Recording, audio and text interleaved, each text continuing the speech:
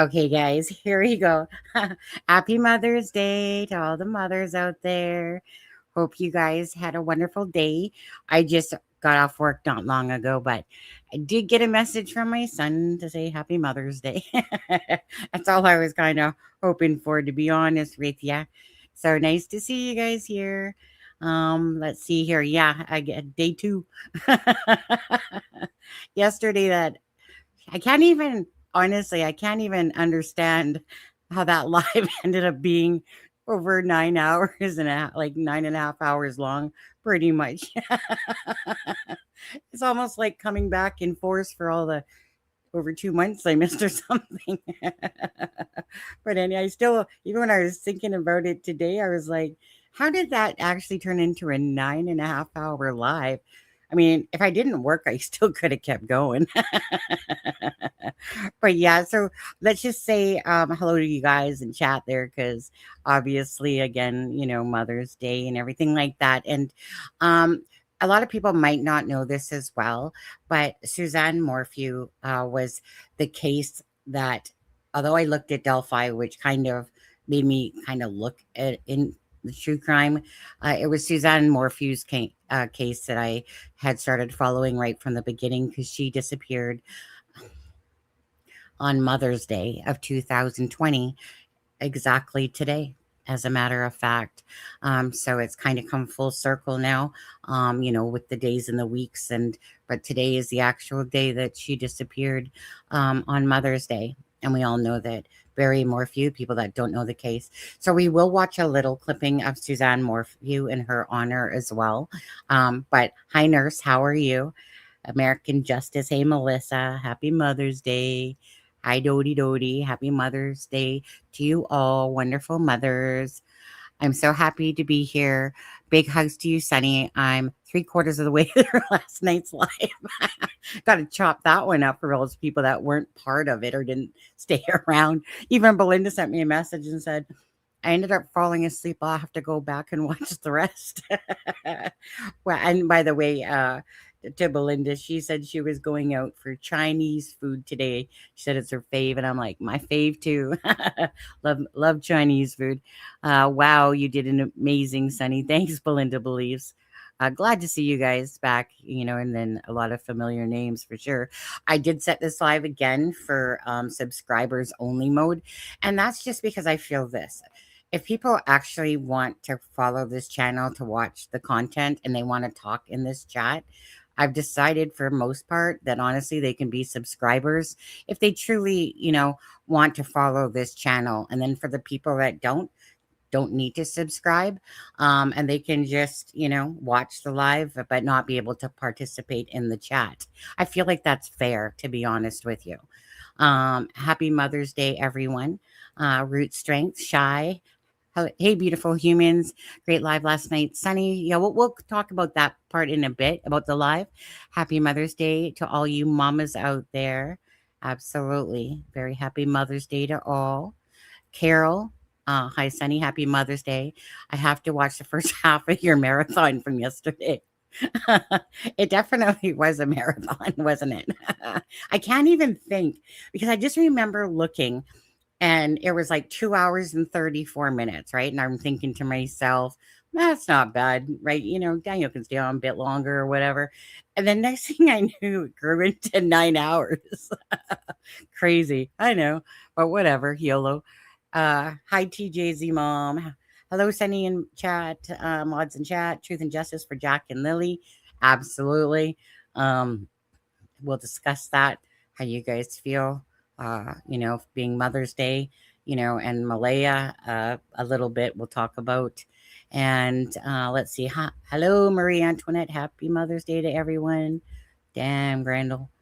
Yes, ma'am's in the house. Justice for Jack and Lily. Happy Mother's Day. Thank you, the path we choose. I think I just saw you put a comment about crocheting and making mistakes or something like that.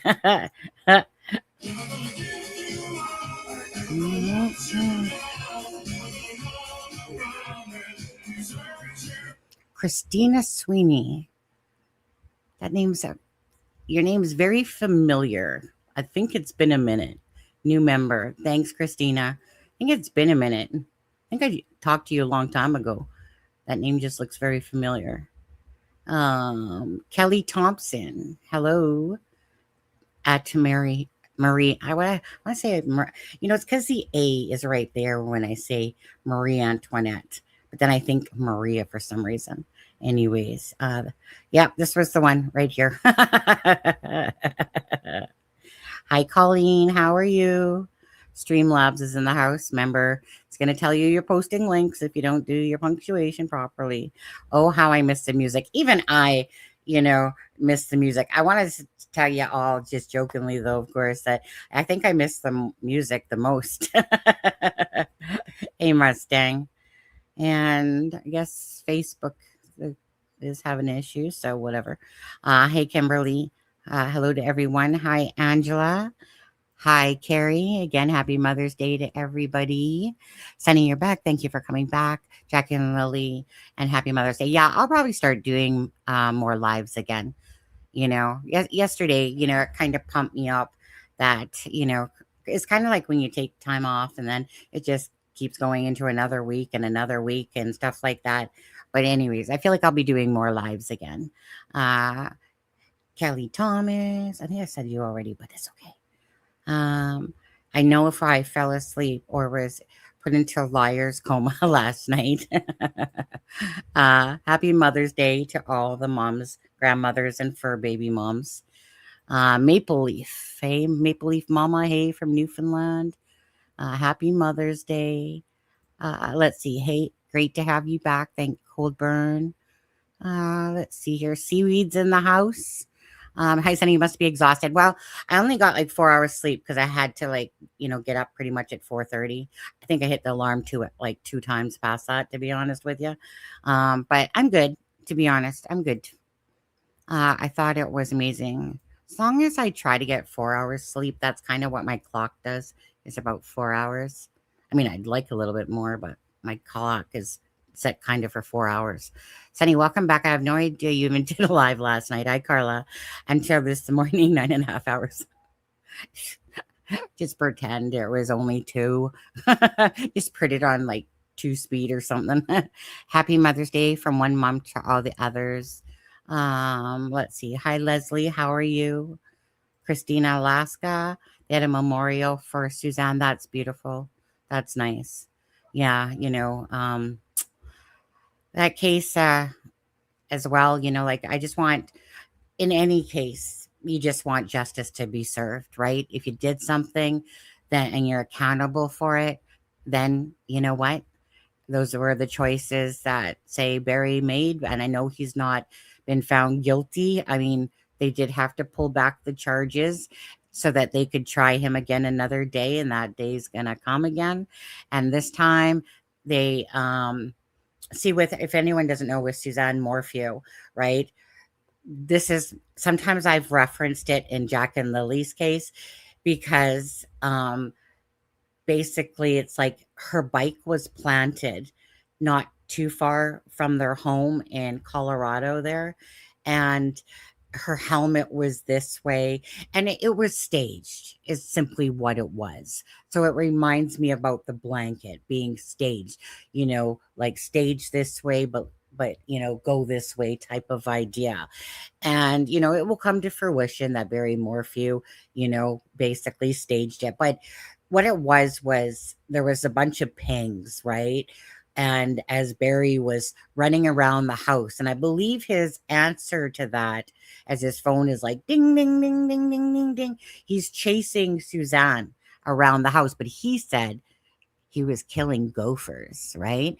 But, this is where people slip up and they make their mistakes. Now, they couldn't find Suzanne for a long time, and didn't know exactly, of course, where, her body was. Now, in the dryer was a piece of, one of those tranquilizer needles or whatever, like the cap. And so when they did find Suzanne's body, thank God it was ended up being buried out in like San Guido or whatever it was. I think it was, I don't know. I can't remember the time, like if it was 30 minutes away, an hour away. But then, Barry, of course, mysteriously, it was working in like what was it called? Like something field, Brookfield, something field anyway. And so when they, found Suzanne's body, well, guess what was in her bones? When they did the autopsy, oh, I don't know, tranquilizer, like the whatever it was, like horse tranquilizer, or like an animal type tranquilizer. So what do you think, guys? In the dryer, the cat for the tranquilizer. Barry's sitting there saying that he's killing gophers. No, he was chasing his wife around the house. And imagine, come to find out, he's guilty. And he took the life to me of his wife on Mother's Day. They have 2 children, but the 2 children I'm not overly fond of, to be honest, because they couldn't have used their social media, right, Maleyha? They couldn't have used their social media besides to post little body pics of themselves in their bathing suits, and stuff like that. But you didn't see anything about, you know how people, they, whenever, like in Sebastian Rogers' case and stuff like that, when people use their avatars, to be like, or Nicola Bully, when they show, their face, and, basically they do something all in yellow or blue and stuff like that. Didn't happen from her own daughters. Disgusting. My belief is this: Suzanne was cheating on her husband. And trust me, I don't remotely at all agree with cheating on somebody, but you could tell that Suzanne was a beautiful aura, but obviously I could tell Barry Morphew's a narcissistic ass right away. As soon as you even know that guy, you just know, narcissistic, full of himself, the man's man, cheat on me, no one's going to have you type of thing, blah, blah, blah. That was pretty much it. So, he ended up finding out that, so Suzanne had one of these little spy pens, right? So anyways, so that came to fruition. The guy that she was cheating with was married and had, I think, 4 or 5 kids and stuff like that. Now, don't get me wrong. Like I said, I don't believe in cheating, but you know, um, but it's like he's acting like he didn't, like, oh my gosh, she was cheating, really?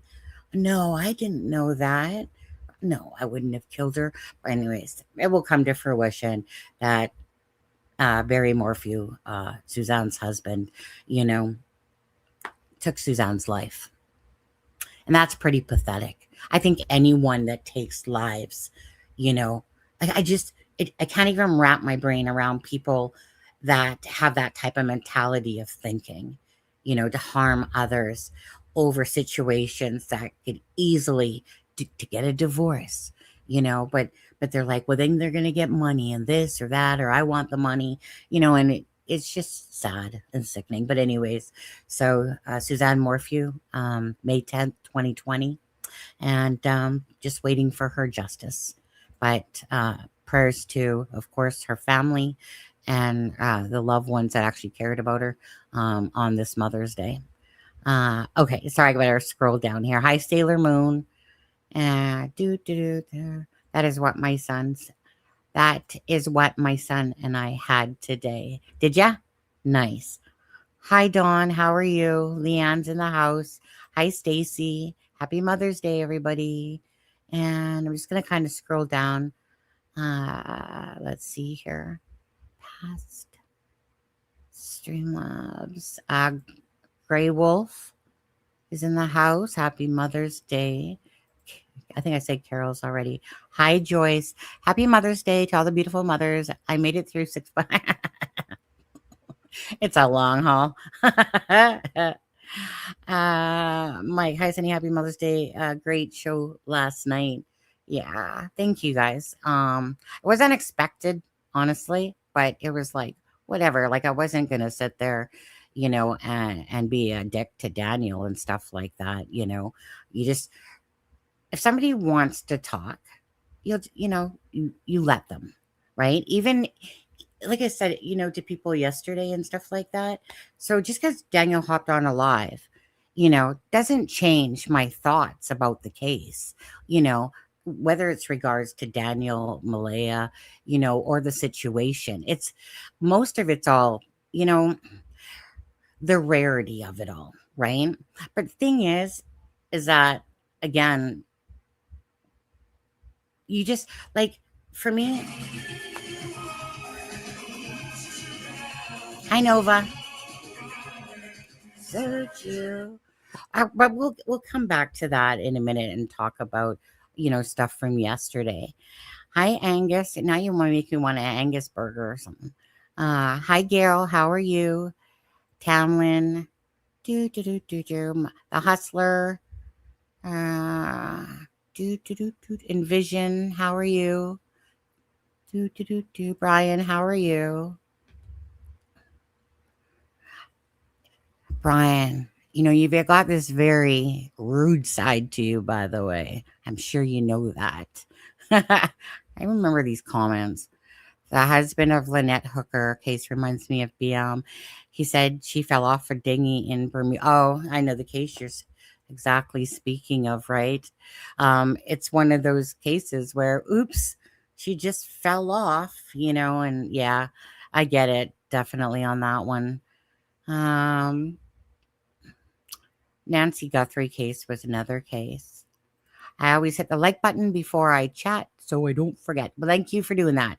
So again, I mean, at the end of the day, for Jack and Lily, or any case, to be honest with you, it's always just nice because it hits the algorithm. Simple as that, right?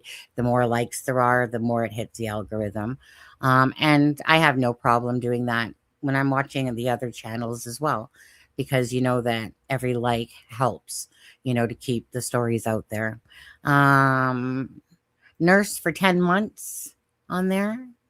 Okay. Oh, there's Charmaine. Happy Mother. Charmaine, you didn't message me back on Messenger to say Happy Mother's Day. I messaged you. I'm just saying.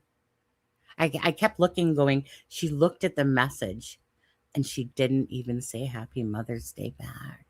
Because obviously she was too busy. Too busy for something.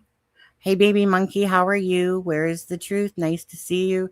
Cindy's Perry. How are you guys? Hope you guys had a really good Mother's Day. I really do. Hope that and if you don't have children, well, sucks to be you then, but because children are precious. But, anyways, happy Mother's Day to everyone. I truly hope you guys all had something special done for you. And if not, then here's a special kiss. Mwah. That's from Charmaine. Mwah. That's from me. Melissa, double tap. Okay. All right. So, obviously, you guys, Jack and Lily, and it's Mother's Day. And, I would like to know your guys' feelings on this, right? Because obviously it's Mother's Day.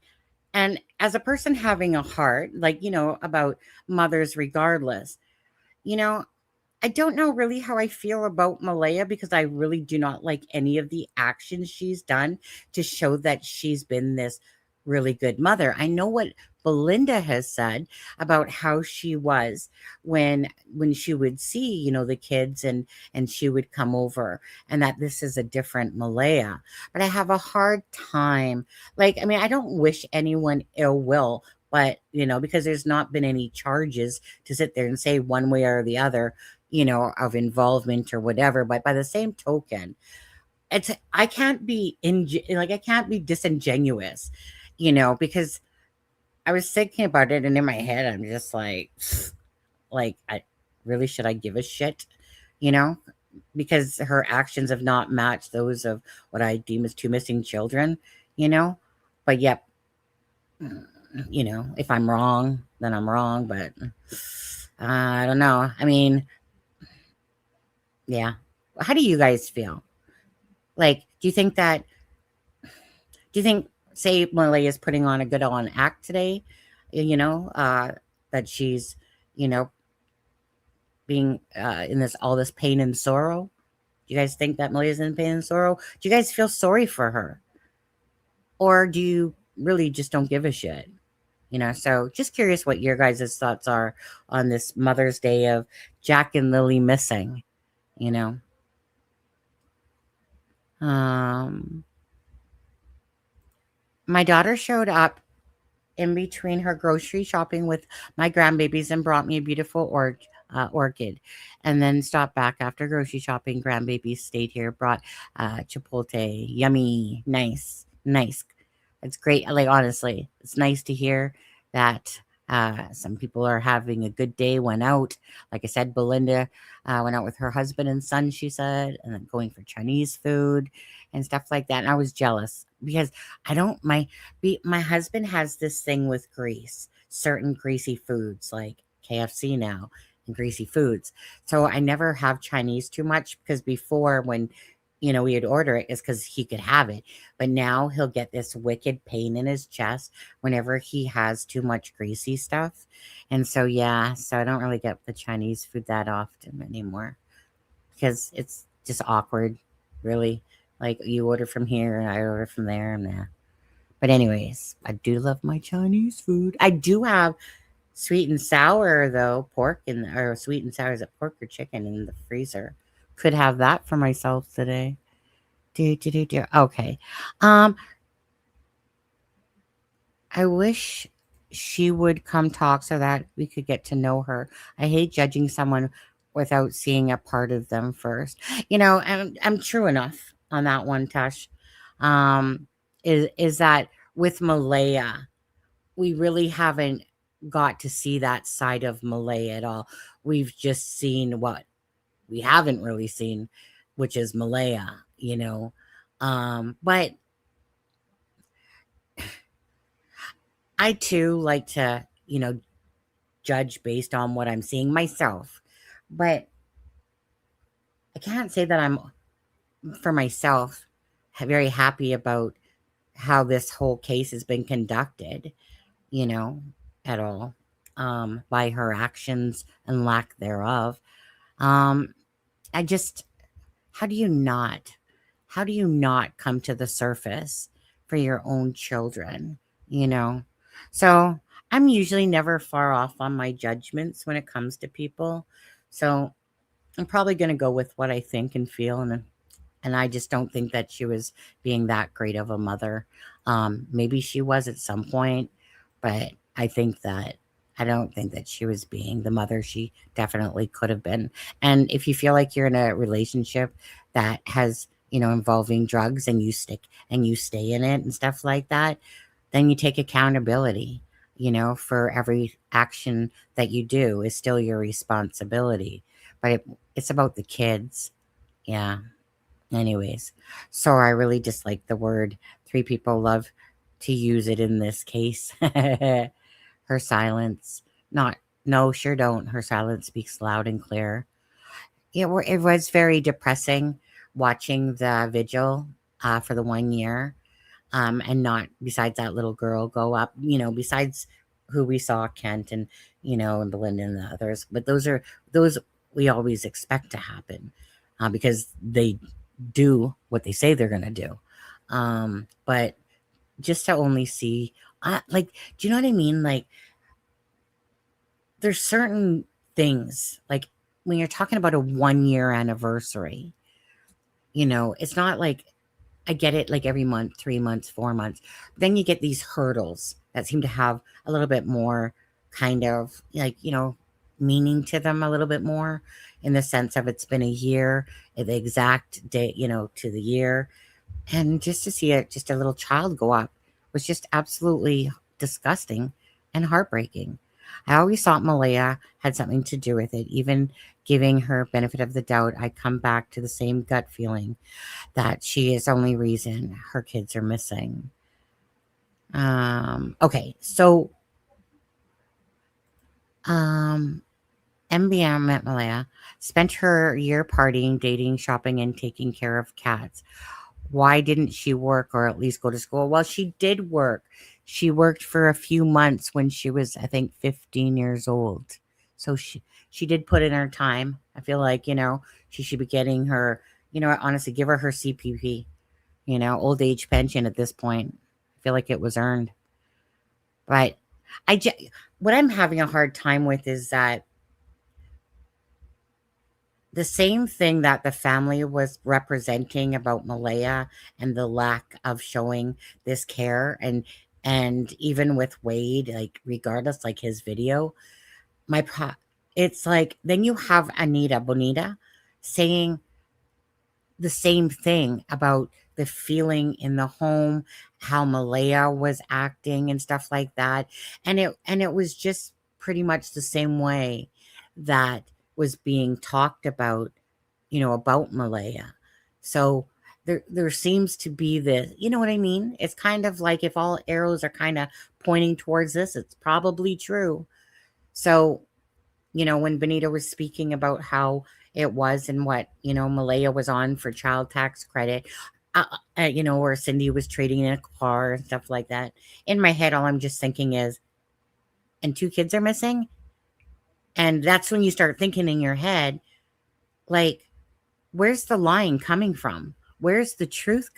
Is it, you know, right there with Maleyha and the family? But yet, by the same token, you sit there and go, well, I mean, they pass polygraphs, but even if they're not admissible, you still have that in your head going, but then you know that you couldn't be too far off of the truth here.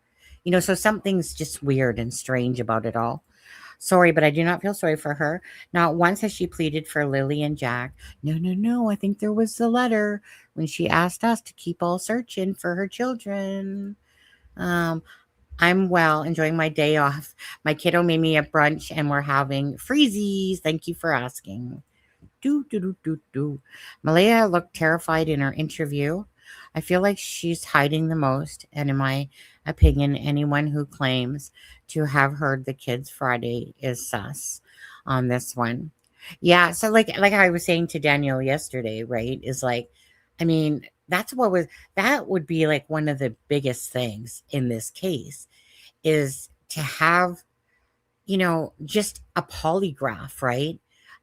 Meaning even so that the police know, well, obviously we would want to know too, but, you know, like, did this happen? But the thing is, and so what makes that all strange is that if in fact the kids were heard at the timeline that Janie was talking about, then that timeline window of when these children supposedly were taken or disappeared, whatever, is in a small window of time, right? So it's hard to comprehend that a vehicle at the end of the driveway or not, even though that doesn't seem like realistic, right? I mean, it just doesn't.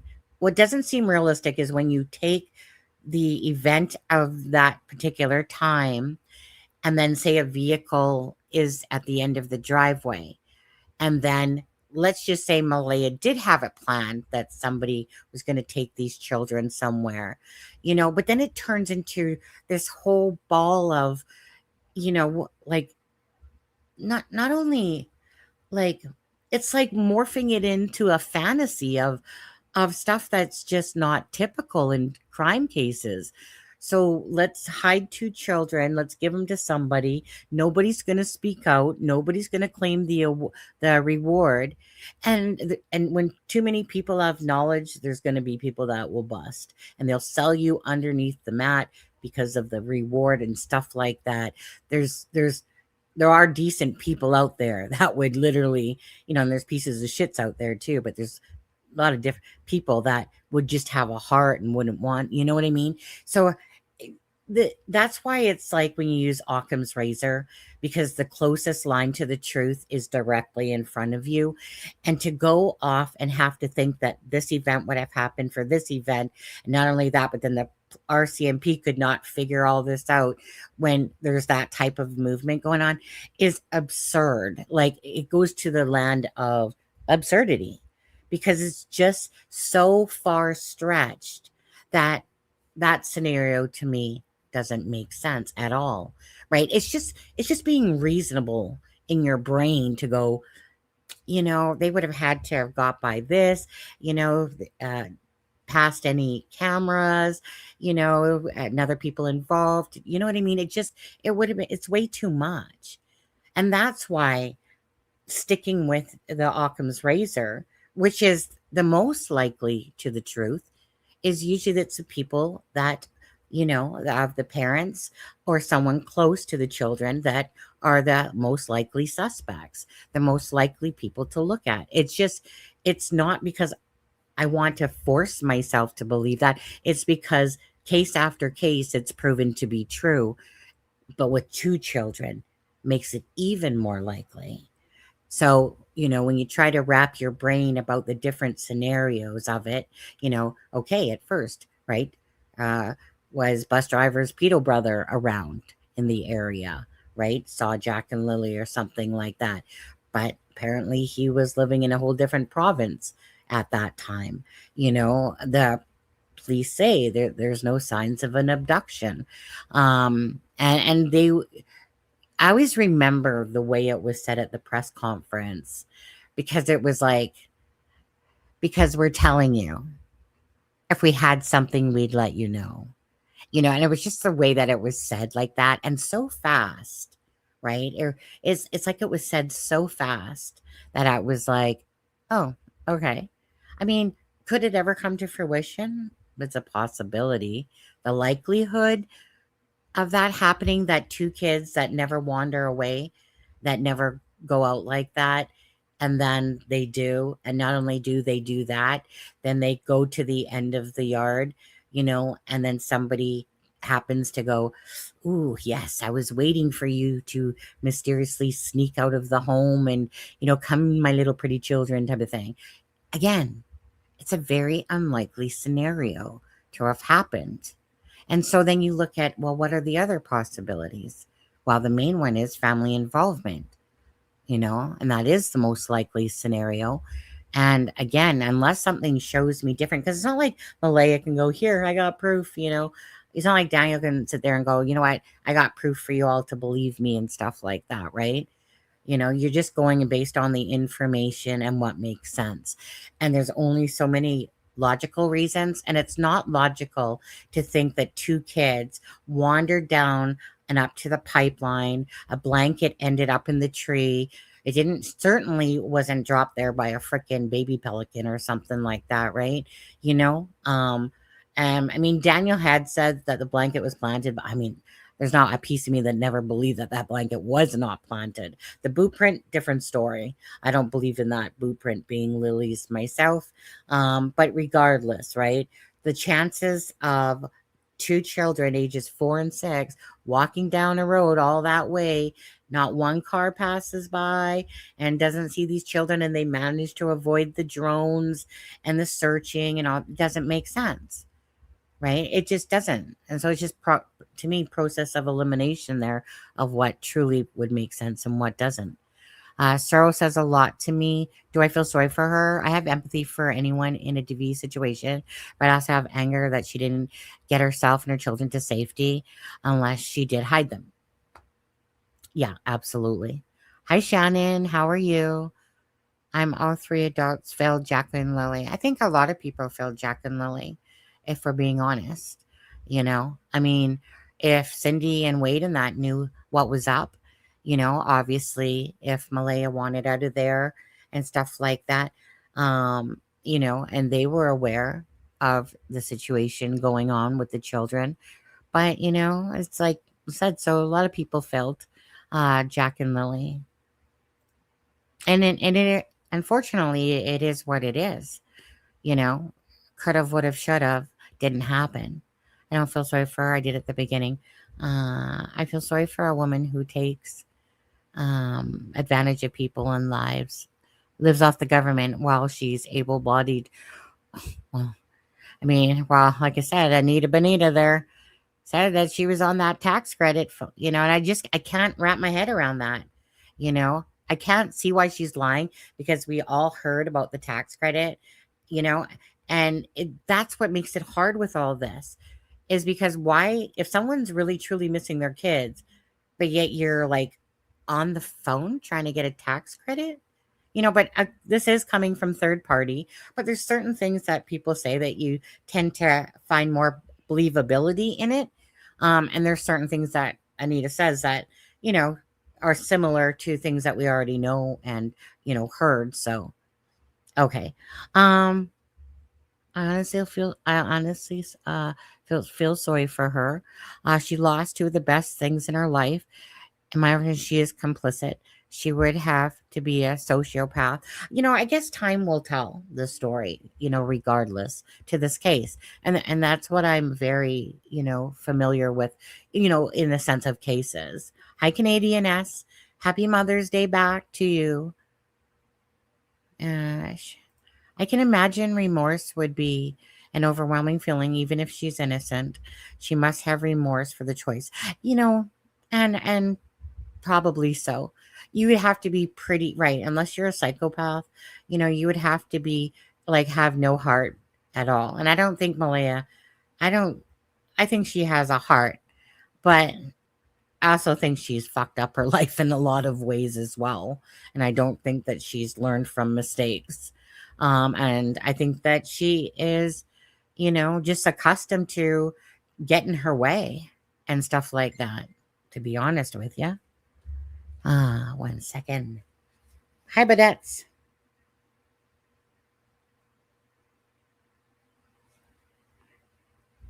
Okay, just looking at a message. My BFF, not Charmaine, it was Belinda. Happy Mother's Day to all the beautiful ladies out there. Okay, you guys, I'll look at the comments more as I will support with Steffa. Hi, beautiful. How are you? Oh, let's read this one too. I think Belinda is a nice woman who didn't want to make Malay and Cody look bad on national TV. Absolutely. They had a CPS file for years prior. Yeah, Belinda's well aware of what her son is and has done and stuff like that. And I mean, at first the wrong Cody was brought out, but then, it got corrected when Belinda had told me that was the wrong Cody, the wrong Cody Sullivan. But it's one of those things, if I don't feel like somebody has something to do with something, and I didn't feel like Cody had anything to do with the disappearance of Jack and Lily, so I never really talked about him. Belinda did a bit. People kept wanting to ask questions, and on a live, she answered a bit and stuff like that. But Belinda, to me, and that's why with Anita saying that Belinda had Daleen like threaten her. If you listen, when Benita said that no, I'm so sorry, but you know what? Belinda is not that type of gangster person to do something like that at all. And so that's where I'm thinking, like, things are getting twisted in a sense of truth versus what people are thinking happened.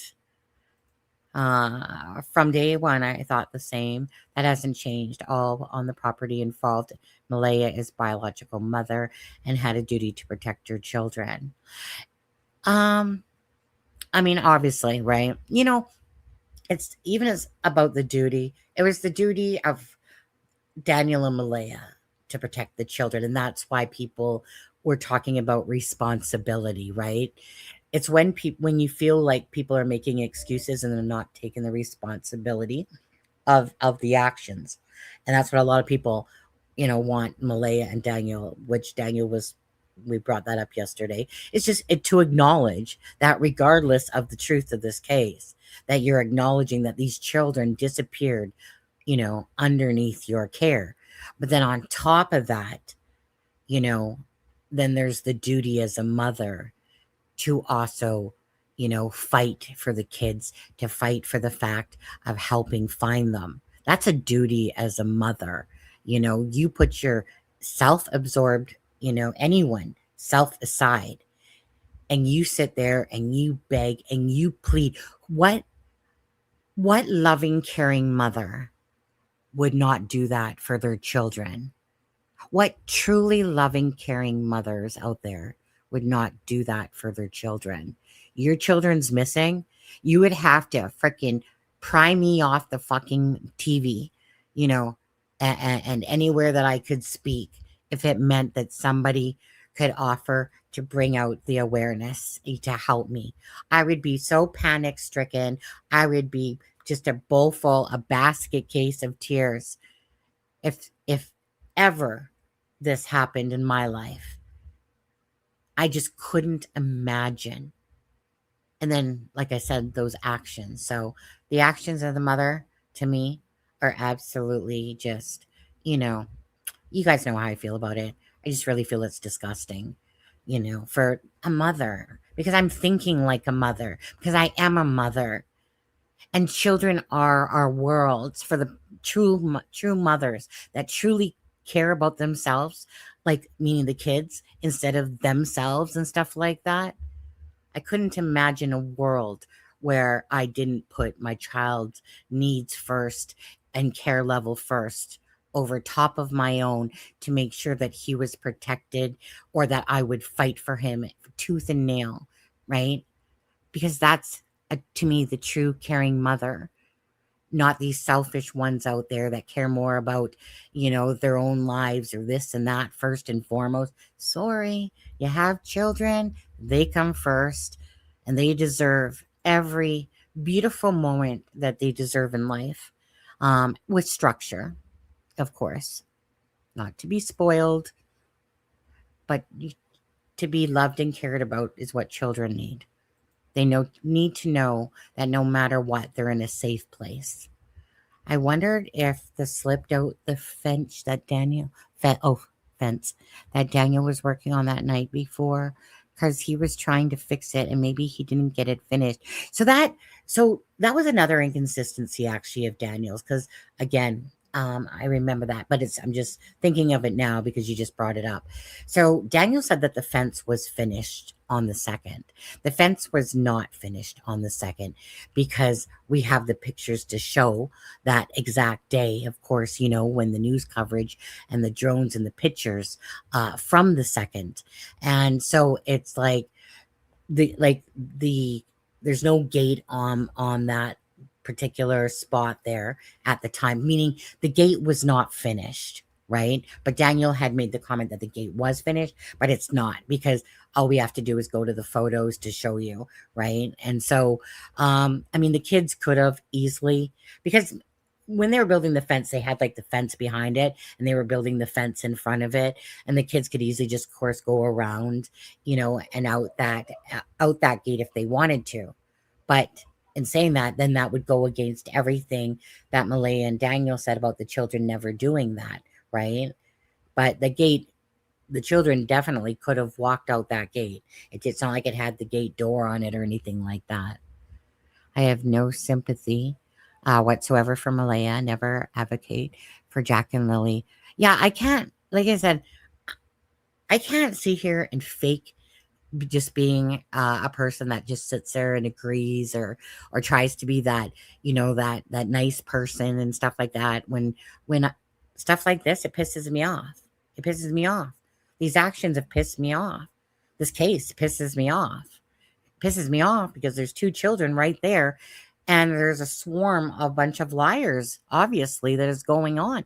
Like, meaning it's just so inconsistent all the way around, right?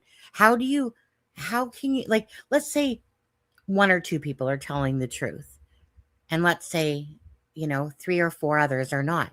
Well, how do you find the truth if you can't trust anyone, for the most part?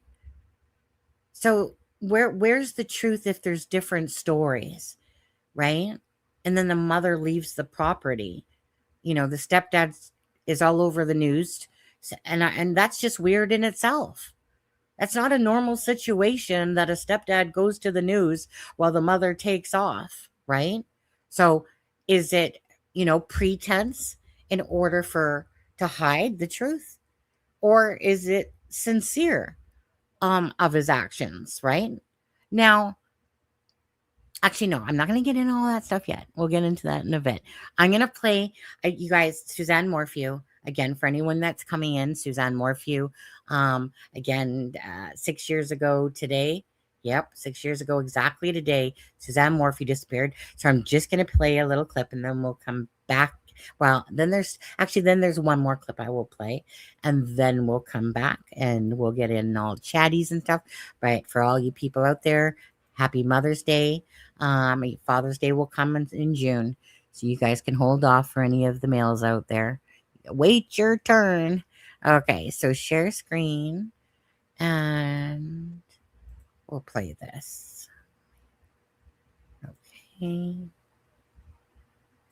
Tomorrow marks 6 years since a woman went missing before being found dead years later. You probably recognize her face. This is Suzanne Morphew. Her case made national headlines when she went missing May 10th, Mother's Day in 2020.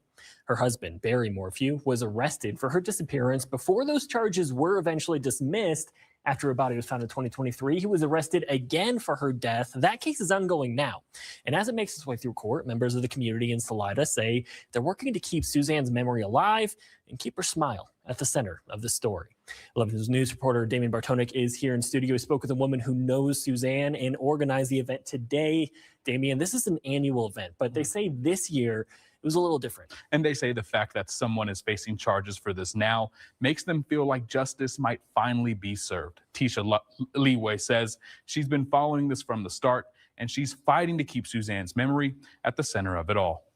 Sunday marks Mother's Day, but in Chaffee County, it also marks 6 years since 49-year-old Suzanne Morphew vanished. Nearly 3 years have passed since her remains were found outside Moffat in 2023.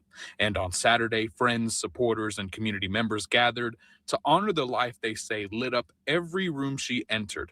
Now, with a trial expected later this year, and Barry Morphew pleading not guilty in her death, many say they're holding on to hope that justice is finally within reach. There's people missing every single day, everywhere we go. I hear that all the time. And why did this case capture the media and everybody's attention so much? And I think if you look at her first picture that they released, I feel like it was her smile. Leeway says many of the people who knew Suzanne best were there Saturday, still waiting for the kind of closure they feel has taken far too long. I feel like we just need to get on with trial, and they've had plenty of time. The defense has had plenty of time to go over evidence, to go over everything, and get this case going. And for many who have followed this case for years, they say this is about more than a headline. They want accountability for what happened to a mother, a daughter, and someone they say meant so much to this community. It obviously looks like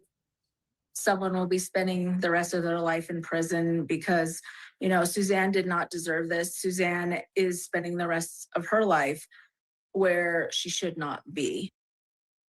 And Suzanne's husband, Barry Morphew, is set to appear in court on May 19th, while his trial for the murder of Suzanne is set to begin on October 13th. Again, he pleaded not guilty and waived his right to a speedy trial. Aaron, back to you.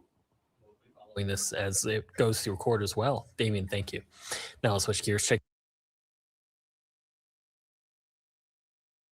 There we go. So, of course, prayers to Suzanne Morphew on this day, Mother's Day, the day that her life was taken from her. And so again, you do the crime, you got to do the time. Fair justice, right? To sit there and take somebody's life. But I know he hasn't been found guilty yet, but honestly, he's guilty as shit. Okay. That was Trish, her friend. I've talked to Trish. She's actually joined me on a live before talking about Suzanne Morphew. Been a very big advocate for Suzanne and stuff like that. But it's just so sad, right? I mean, Suzanne's not here no more. And Barry still lives. But, hopefully he'll drop that soap many a times when his ass gets plastered in prison there. That's all I can wish for. It's good things, good vibes. Yeah. But okay. So anyways, prayers to Suzanne Morphew. Oops. Okay. I'm going to play one more clip to do with Jack and Lily. I know some of you guys definitely would have seen this one, but I did like it. I think when I first was watching it, it was on Justin Clutch Them Pearls channel over there. And so I thought day one, Mom did something accidental on purpose. Are you talking about this case? I think Envision. And Envision, it's a circus with different people. And the sad thing is that, a lot of egos really get in the way of Jack and Lily. Nobody wants their dirty laundry brought to the front and center. But in true crime, if you got dirty laundry, it's going to come out. Because there's sleuths, there's people that watch, there's sleuths that dive really deep, and stuff like that. And Canada being quite different, trust me, I'd be all over the place right now with information if I could access it like I could in the United States. You know, when you can use things, you know, the different, you know, people finder and stuff like that, you know, and then you can pull up. Like I said, I could pull up their friends, where they last lived, their home, their, you know, their associates, lots of information and stuff like that, right? And then you can really dive into, you know, more like who's who in the zoo type of thing. Now, boss man's in the house. Hey, Brad, how are you? I'm gonna start calling you Bradley. Bradley was behaving very badly, weren't you? No, just kidding. Happy Mother's Day to Mary. You know, one of these days, I kid you not, Brad is gonna get his ass on a live with me, and we're gonna discuss the case one day, right, Brad? One day he's going to be like Belinda was, where at first, you know, shied away. Then you'll get pissed off enough, Bradley. Yes, Bradley. You'll get pissed off enough if I keep calling you Bradley. You're going to be, bitch, I'm coming up there and I'm joining you on this live. And I'll be like, my work is done. Thank you. I've asked Brad, you guys, just so you know, I have asked Brad. You know, many times I say, hey, you want to do a live with me? You know, maybe one day he's going to take you. No. One day he will take me up. Someday. Can't say when, though. No, I can't say when either. But it will happen at some point. I guarantee you not. Okay. Anyways, nice to see you there, Brad. Okay. So let me play that other clip, or that. Yeah, it's about 7 minutes. Okay. I think it was this one right here. And share screen. Okay. And we'll play this with Jack and Lily here. Welcome back. As you saw earlier in the newscast, it was a tough weekend in Pictou where people gathered in support of Jack and Lily Sullivan, who have now been missing over a year. And in that time, police have been investigating their disappearance, of course. For more, we're joined by CTV News public safety analyst and former commissioner of the Ontario Provincial Police, Chris Lewis, in Midland, Ontario. And it's good to see you. Good to see you, Todd. Let me ask you this, Chris. Based on your experience and expertise, does an investigation change after a one-year calendar mark? It can change at any point, up to a year and any time after, depending on what tips the police have to investigate, what leads they might have, how much they're working on a particular suspect, if they have one. And so all of that is very fluid, and it does change over time. And then once in a while, they get to the point where we just don't have another tip to even follow up. Yeah. We have missing persons cases across this country every day. We see them come in, notices from various police forces.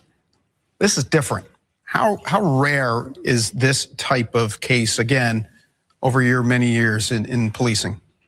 It's sadly not rare to see a kid go missing. Two kids from one family is different. That changes everything. It's horrendously tragic no matter what. When adults go missing and they aren't found, people always wonder what happened to them. When it's children, it changes things in terms of the anxiety felt by the public, the hurt among family members and friends.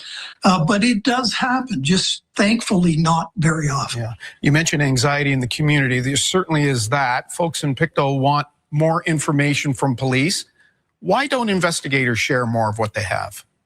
Well, you know what? They share what they need to share to help the public maybe jog their memories, bring some more tips forward, but they're not going to tell the public that they're investigating, person A or person B. That's something they're working on as an investigation. They have to keep that close to their chest. If they had something to say that the public would benefit from, they would. But to call a press conference, gather a lot of people, family members alerted, and then say nothing but, we have nothing more to tell you today, is just not, it's a waste of everybody's time and totally inappropriate. Is there a line, though, Chris, where they might be able to share more before they get into any kind of jeopardy about putting their investigation at risk? Is there a line there? Absolutely. And I always drummed this into our public information officers that we have to tell everything we can.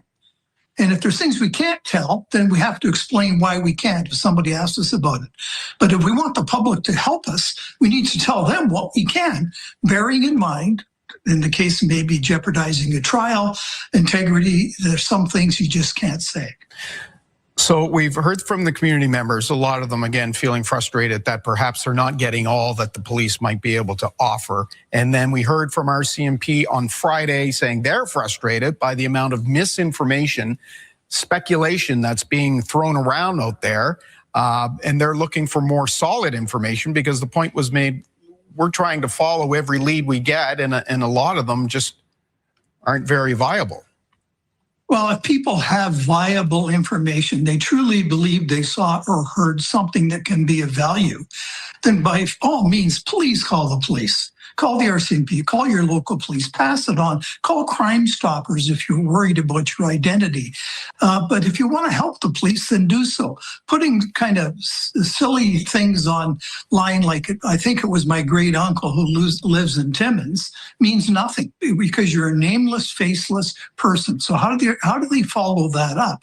But then they start thinking, do we have anybody that's a suspect from Timmins? Or do we have anybody that drives a brown station wagon? Because we saw something online about that. That takes their time away from things they could be doing that are much more substantial. Okay, let me ask you a little more about that, about policing in this age of social media, where often the mainstream media is, we've heard allegations that, we're aiding the police by not revealing enough when we're only reporting what we can get. But there is that kind of conjecture out there. Talk about the role of social media and how that may be changing investigations like this. Well, social media has changed the world, obviously, for the good, in some cases for the bad. Things unrelated to what we're talking about, whether it be child exploitation and other things, the ability to send that out and ruin people's lives and on, frauds, etc. But when it comes to helping the police and giving tips, if the police can use social media and put valid information out that may jog memories, have people come forward that could actually be interviewed by a good interviewer as opposed to something silly online, that's valuable stuff. But when the public just starts lambasting the police, throwing silly rumors out there, causing the police to have to react to things that have no basis or foundation, that's not helpful to anybody. It just causes a lot of anxiety among officers who are trying their best to find out what happened. A senior officer did concede there's only a slim chance the siblings are still alive. Is it possible police could make an arrest without knowing the whereabouts of the kids? Absolutely. If the police aren't saying it's a criminal investigation at this point, but it's the RCMP major crime section that's investigating it. So that tells you something. Obviously, they're just missing. They don't have enough information to say it was a crime. But when they do, and I still think they will someday, they're going to focus on somebody and they're going to make an arrest, whether the children are found or not. That may lead them to where the children are. But I do agree with the RCMP senior officer that said they're likely not alive, but they may still be. And we've seen cases like that, you and I, in our careers, where some little girl went missing in the States and was found 30 years later. So we still have to have hope. In the meantime, we need to find out who may have contributed to this in some way. And the police don't think at this point that it was an abduction. So could we extrapolate from that perhaps the RCMP will launch another big, search as we get into the spring and in the warmer months? They may well, and that may be, related to the information they've received to make them go to a certain area. Someone may find something out there while hiking or hunting or whatever, and say, "Wow, this looks like a kid's shoe." Well, then of course the RCMP are going to respond to that and start searching that area. So I wouldn't be surprised if we see more searches at some point. Yeah. Okay. Chris Lewis, our public safety analyst. We certainly appreciate your insight on this. Thanks, Chris. Anytime. Thank you, Todd. Okie dokie. Back. Oh, let's do this again. Happy Mother's Day to everybody. Thank you. And thank you, Julie, for the super chat and becoming a member. Yeah. Sorry, I don't want to spoil you guys too much. take tomorrow off. We'll see. We'll see how I feel. Anyways, of course, we're talking about Jack and Lily, and there's so many things like what the gentleman said, and I can't think of his name that was talking there, but that are true. Like it's. I don't think. I don't think it takes a rocket scientist to understand that obviously the major crimes unit and that they're not going to sit there and give us, too much information out there, because they have a case.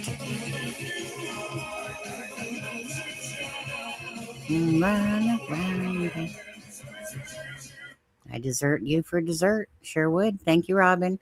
Thank you for becoming a member. Charmaine, she gifted 5 members out yesterday, and the channel gifted out 5 memberships as well. So, you don't have to deal with use the emojis. You don't have to deal with, what's it called? Like slow timer, slow mode. It's only at 30 seconds. Nothing major. Just so that the messages don't come in. Yeah, I mean,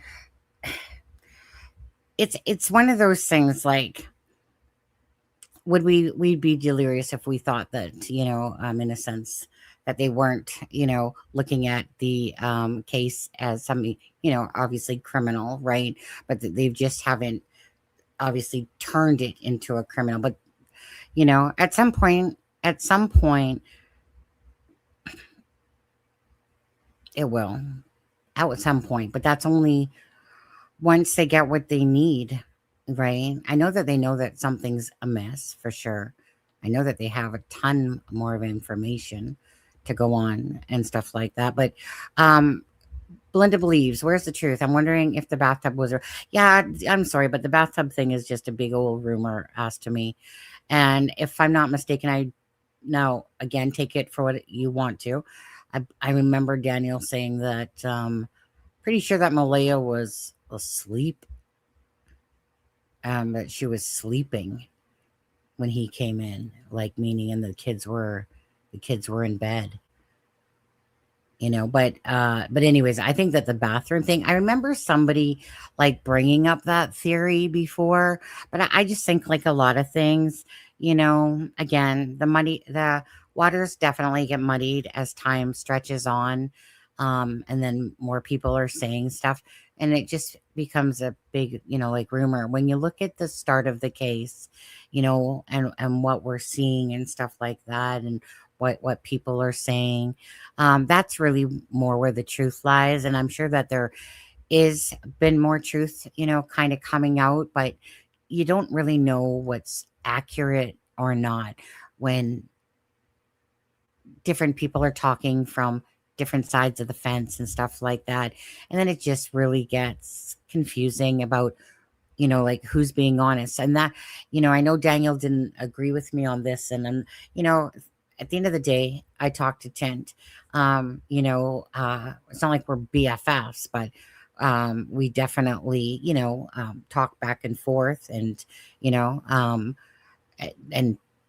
no animosity between us or nothing like that. It's just, about the case when we have talked and stuff like that, and him showing me pictures of little Mimi cat that he was taken out. So I know a lot of people might not agree with how Tint went about that, and that's fine. That's a prerogative.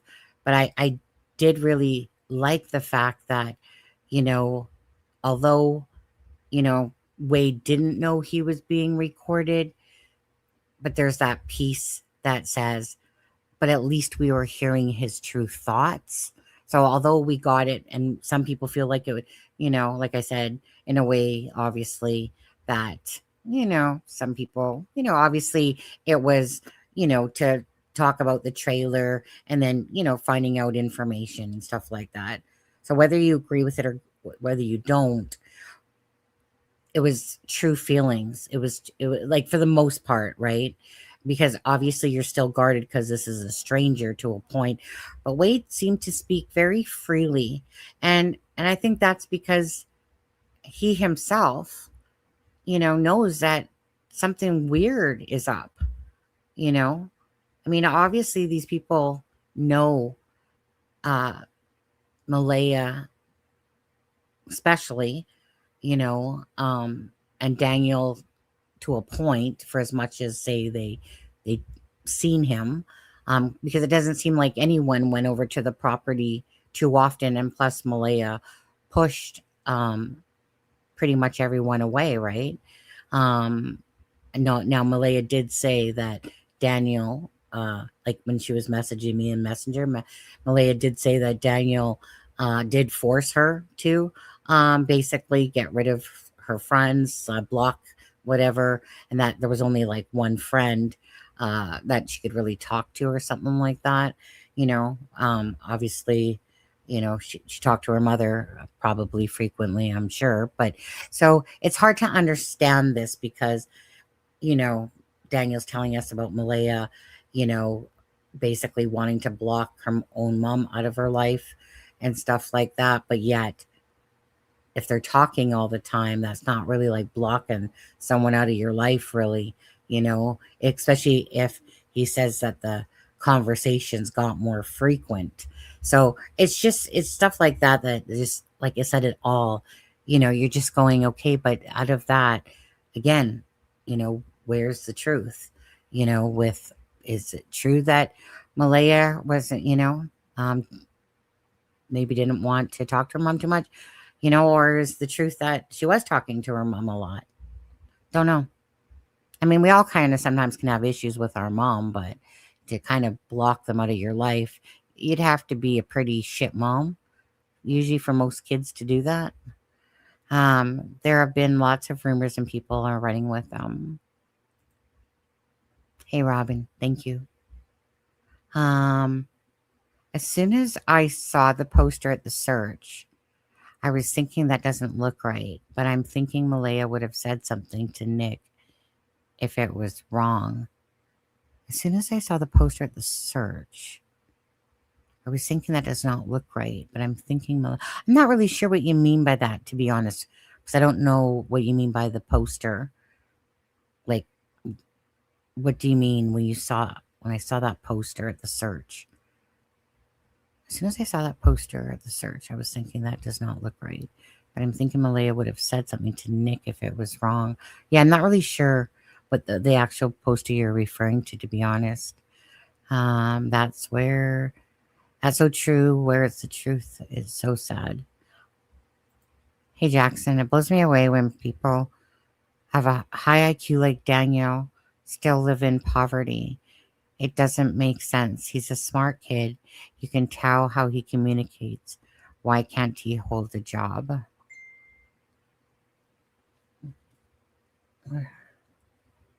Shannon, what happened to whose ranch? Shannon's? Shannon,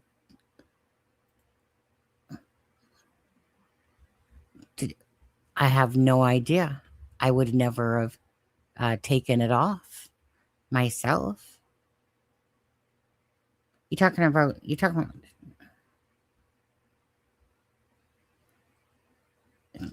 Shannon RV, right, Sharon? Do.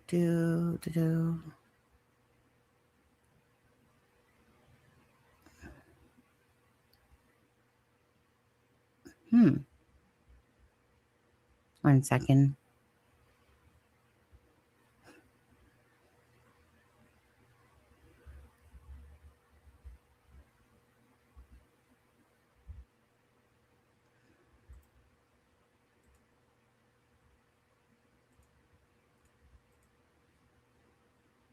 I don't know.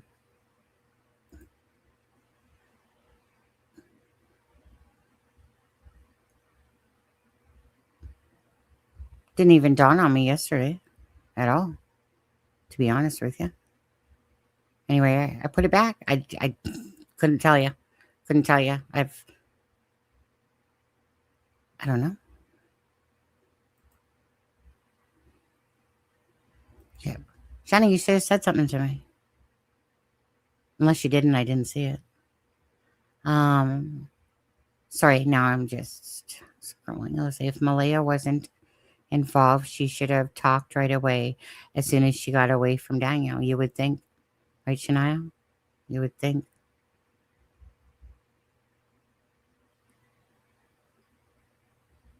Poster of the clothes, that one. Oh, I mean, well, that kind of had a couple weird things on it. But okay, so that's what you were talking about, was that one?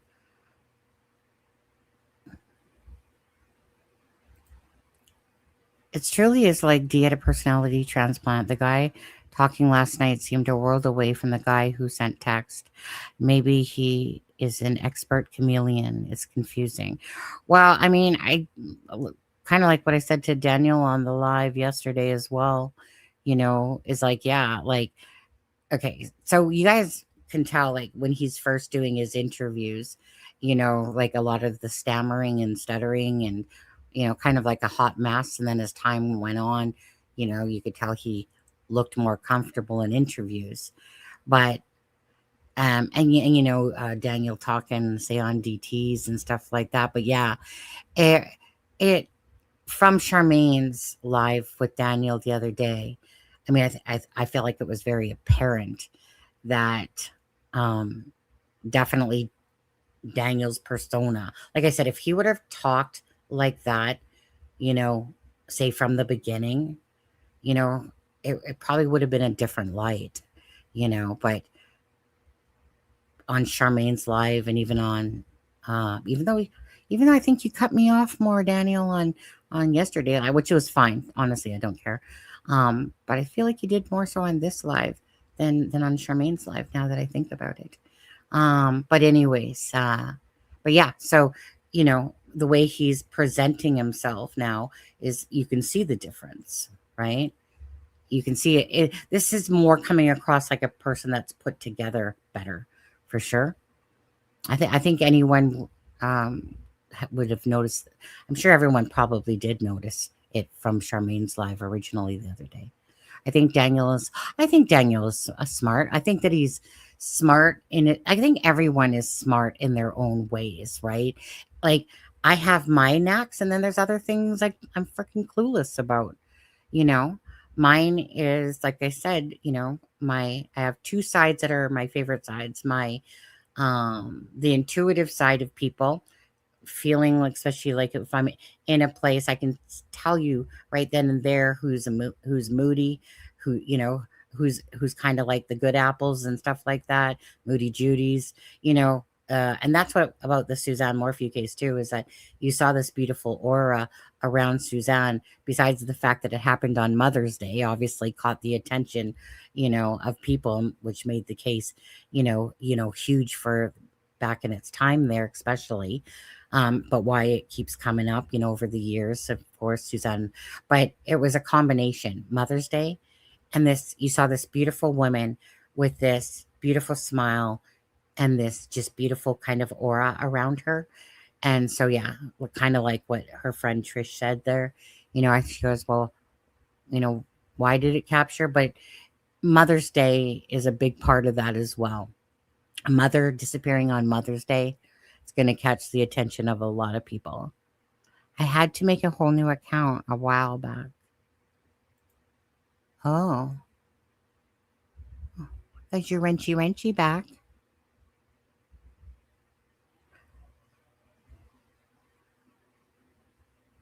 I'm just trying to, I'm seeing some comments where someone's kind of referring to somebody else's. So I'm just kind of scrolling up and down on that.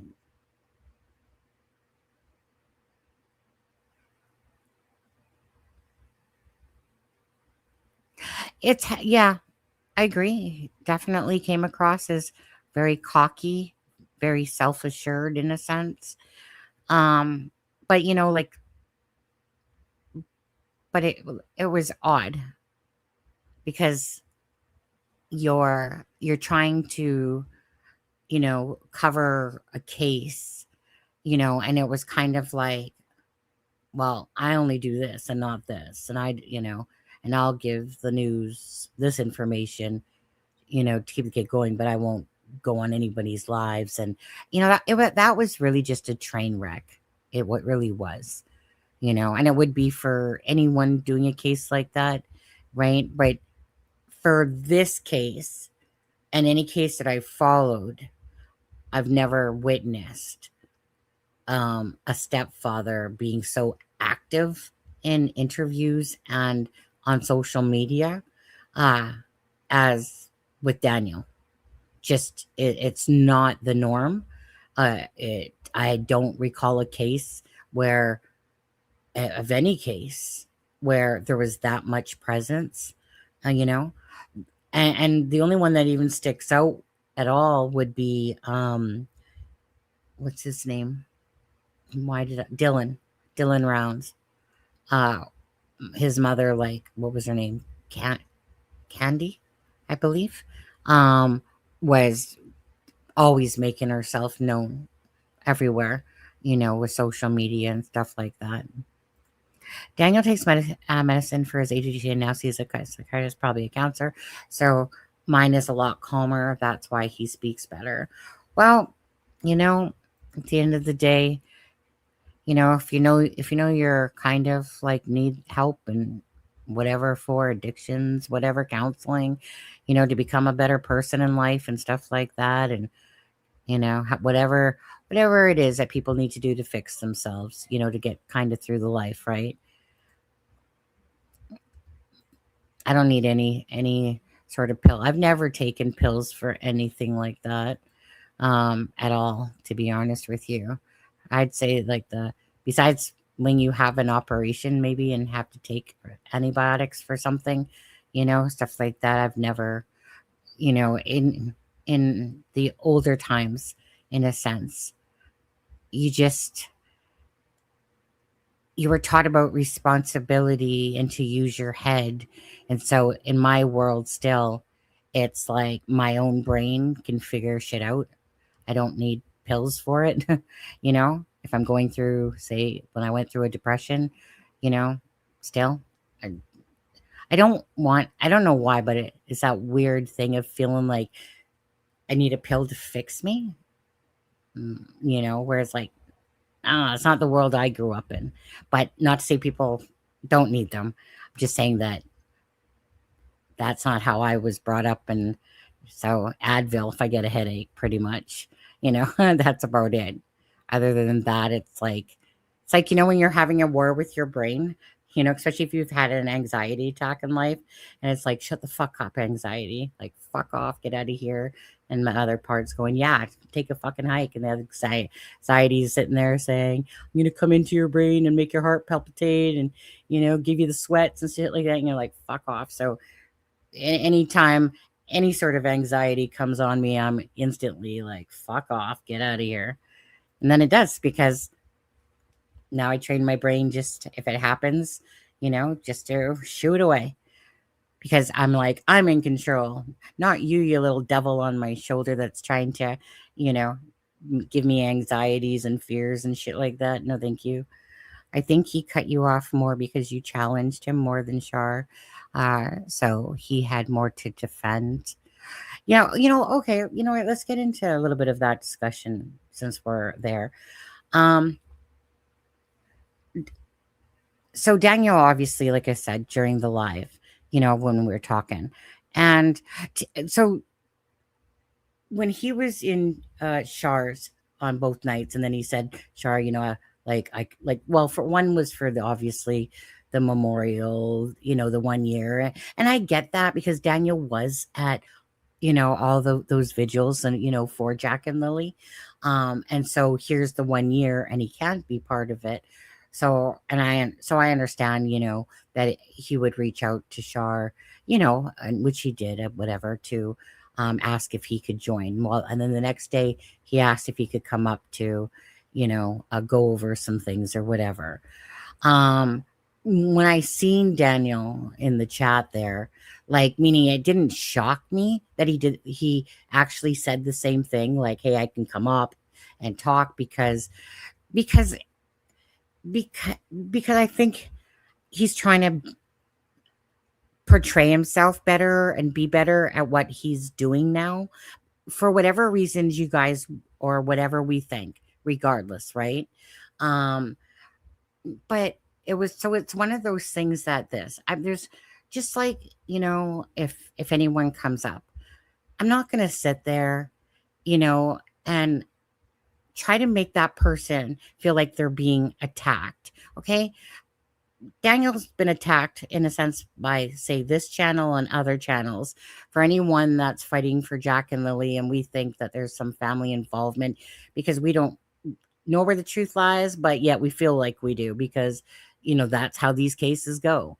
But I would in no way sit there and try to attack a person and make them, put them on the defense and make it uncomfortable for a person, because at the end of the day, you just want what, regardless if you believe the answers or not, if he wants to talk and people want to hear what he has to say, so be it. But, I mean, it's like calling me an idiot when you're like, you're not buying any of this shit, are you, Sonny? And stuff like that. It's like, I'm just sitting here listening to Daniel like anyone else. When there's things I wanted to bring up, I asked him, and it would seem, and then of course, there's the people that sit there and say, almost like that, oh, I could have done a better job. Why didn't you this? Or like, why don't you ask the hard questions? What hard questions? Like, meaning Daniel, in a sense of the scheme of things, or Maleyha, it's not like we're going to sit there and go, like I was saying to Daniel yesterday, like, it's not like they're going to say, you know what, Sonny, just for you, I'm going to give you some breaking news, on what truly happened that day, right? Regardless, they're going to stick to their story, regardless, true or false. They're going to stick to their story. So it's not like I'm sitting there thinking like, I got like, what hard questions? At this point, like, there's a difference if this was earlier in the case and stuff like that.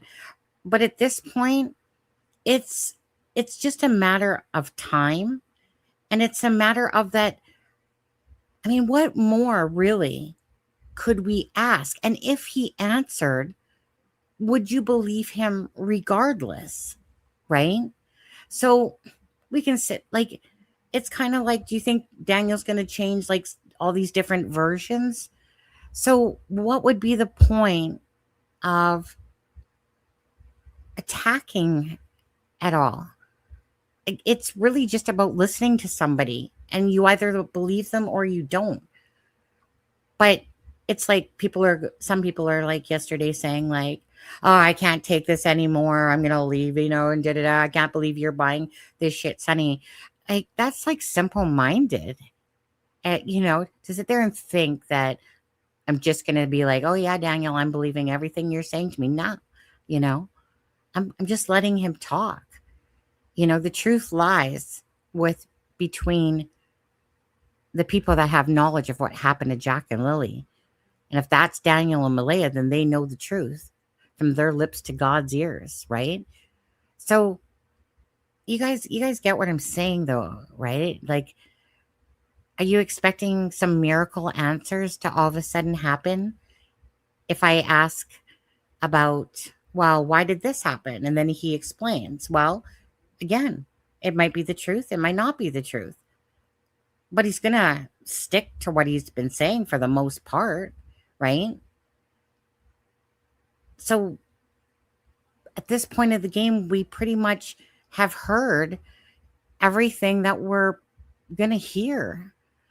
Sure, we could clarify on things, but by the same token, are you going to believe what he's saying if you don't believe in him anyways? So I'd rather just listen to somebody, and if their words are hollow, then they're hollow. If they're, if you feel like he's lying, then he's lying. If you feel like he's telling the truth, then he's telling the truth. So there was nothing to gain, by sitting here being like a bitch if he's on the live and trying to be like, you know what, Daniel, stop your lying, tell us the truth. Like I said, no, someone's not going to sit there and feel comfortable on a live like that. If people want to speak, you let them speak, right? I have my thoughts. You guys know I have my thoughts. And like I said yesterday, even on the live to Daniel, there's nothing that's changed in my mind at the moment to my thoughts on Jack and Lily, right? There's nothing that's going against the grain at this point in time. But if information comes out that absolutely guides it a different way, then obviously I'd be small-minded not to look at that information. But as it sits, it's one of those things when there's too many inconsistencies and too many stories and too many, just too many of it all to be with everyone when you put it together, then it comes off as untruthful. Like it's not like I'm far-fetched in thinking that, because the most likely scenario is usually almost always family involvement, and especially when it's two children. So if something comes to fruition different, it's like I said, what sucks is that it would have been such a big key thing if Janie was able to take her polygraph. And like I know Daniel said she didn't answer the question, but obviously the RCMP would want to know if truly somebody heard Jack and Lily, right? And maybe she thought she did. Maybe she's adamant about it. Maybe it was the day before who knows? But according to Janie, she believes that she heard the kids that morning. So, but that's something that we'll never know, maybe at a later date and time, because she wasn't able to take the polygraph. So the one person that says that they heard the kids is the one person that, we don't know if it's true or not. I personally have a hard time because of the timeline, right? So it's kind of so for me, because of the timeline doesn't fit it doesn't fit with when people would, in a small space of time, have been able to know what happened to Jack and Lily, right? A lot of things would have had to have happened in that very short period of time. Everyone would have pretty much had to been comatose, type of thing. And then somebody come on the property and then sit there and take Jack and Lily away and stuff like that. So in that small time frame of a window, and it was Janie's, because Daniel and Maleyha, they never, and this is where you guys know, always with Daniel, it pissed me off because I always wanted to know, well, what about that hour window? Like, what happened in that hour window? And he yesterday said, like, for his answer, that he doesn't have an answer, A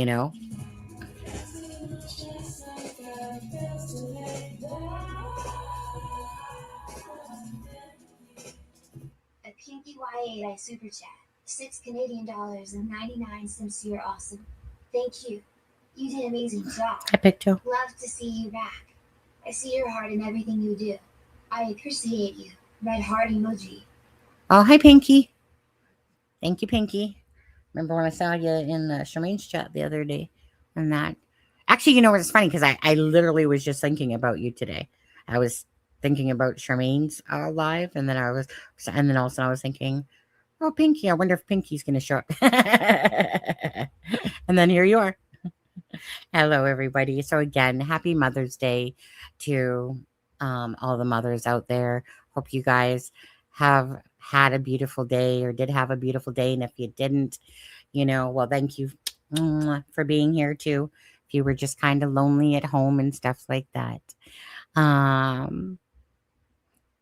Now the first, so that's what it boils down to, is I appreciate the fact that, Daniel offered to come up, again, if Daniel never did, that wouldn't faze me, but he did. And I'm like, why not?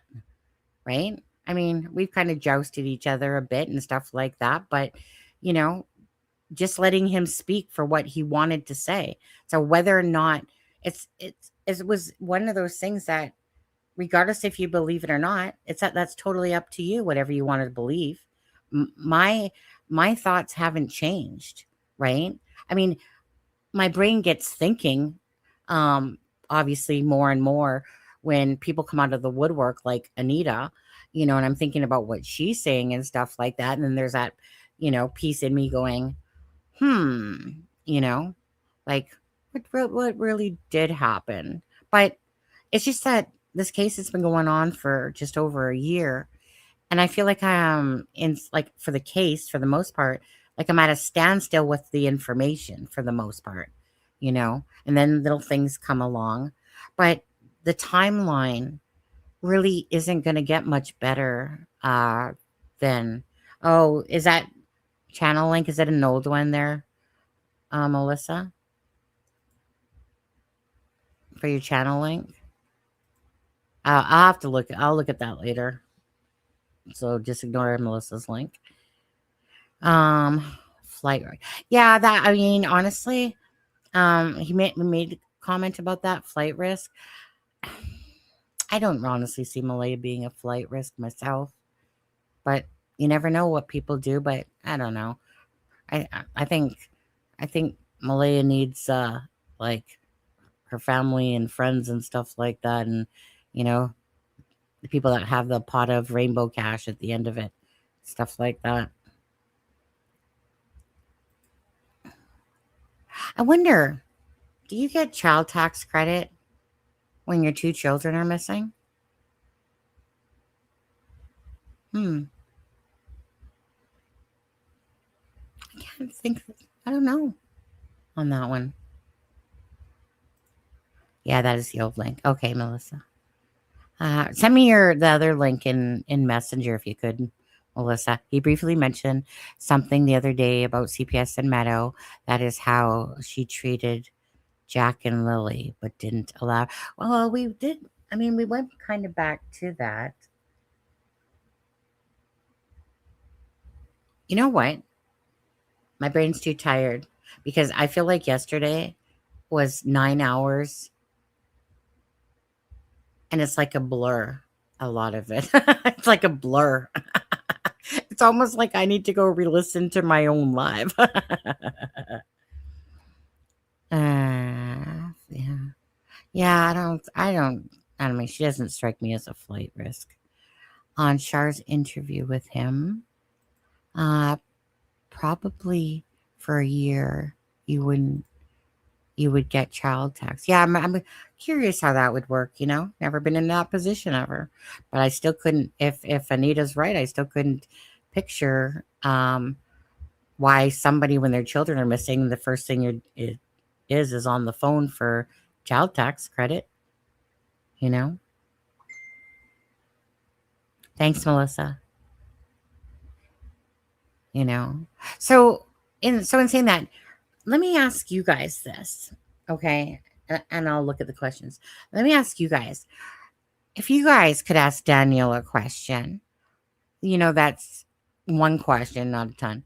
If you guys could ask Daniel a question, what would you have asked him? Like, I mean, I was just thinking of different things as we were talking. Like I said, I wasn't prepared or whatever, thinking about it, but I have no problem, trying to think about everything since Jack and Lily, because there's definitely more, I'm sure I could have easily have asked as well, because it's really about, there's little pockets of information people are curious about. Yeah. So if you had the opportunity to ask Daniel a question, what would your question be to Daniel that would maybe that you're curious about? Because everyone kind of has their little things that stick, She gets a missing child credit. Okay. He did almost tip into Maleyha's dark random moods. That was an important note. Yeah, well, Anita touched on that as well. On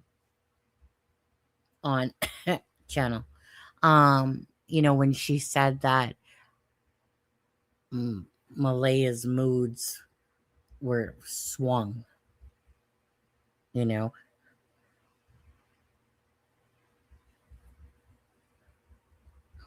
have to AI that answer. If it was CPS case, Danielle, where is truth? If it was a CPS case, Daniel can't talk about. Yeah, we don't want him talking about stuff, right? That he shouldn't. So to me, it's one of those things, like, like at the end of the day, free will can decline to answer, or could answer. It's truly up to the person. No, she wouldn't, as she had to report that they are missing. I looked up a while back. How often were Jack and Lily given medication to help them sleep? Because that would be your question.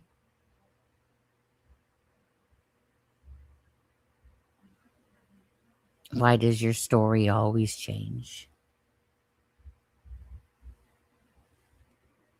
The real hard questions he couldn't truthfully answer without incriminating himself. Well, that's just it, right? So, yesterday, a few times I'd said, like, so just assuming, like, besides no layer at all of guilt or innocence, in a sense, how would you feel, for anyone, say, that has 2 children missing? Obviously, my heart goes out to anybody. But that's the thing, because we don't know who's being truthful. Like, yeah, okay, so we obviously feel like we know, but obviously we don't know the true answers of that. Like, yes, we have screenshots when he says different stuff, and compile that together and stuff like that. Some of it, yeah, you understand that things change. You might remember something a bit differently, whatever.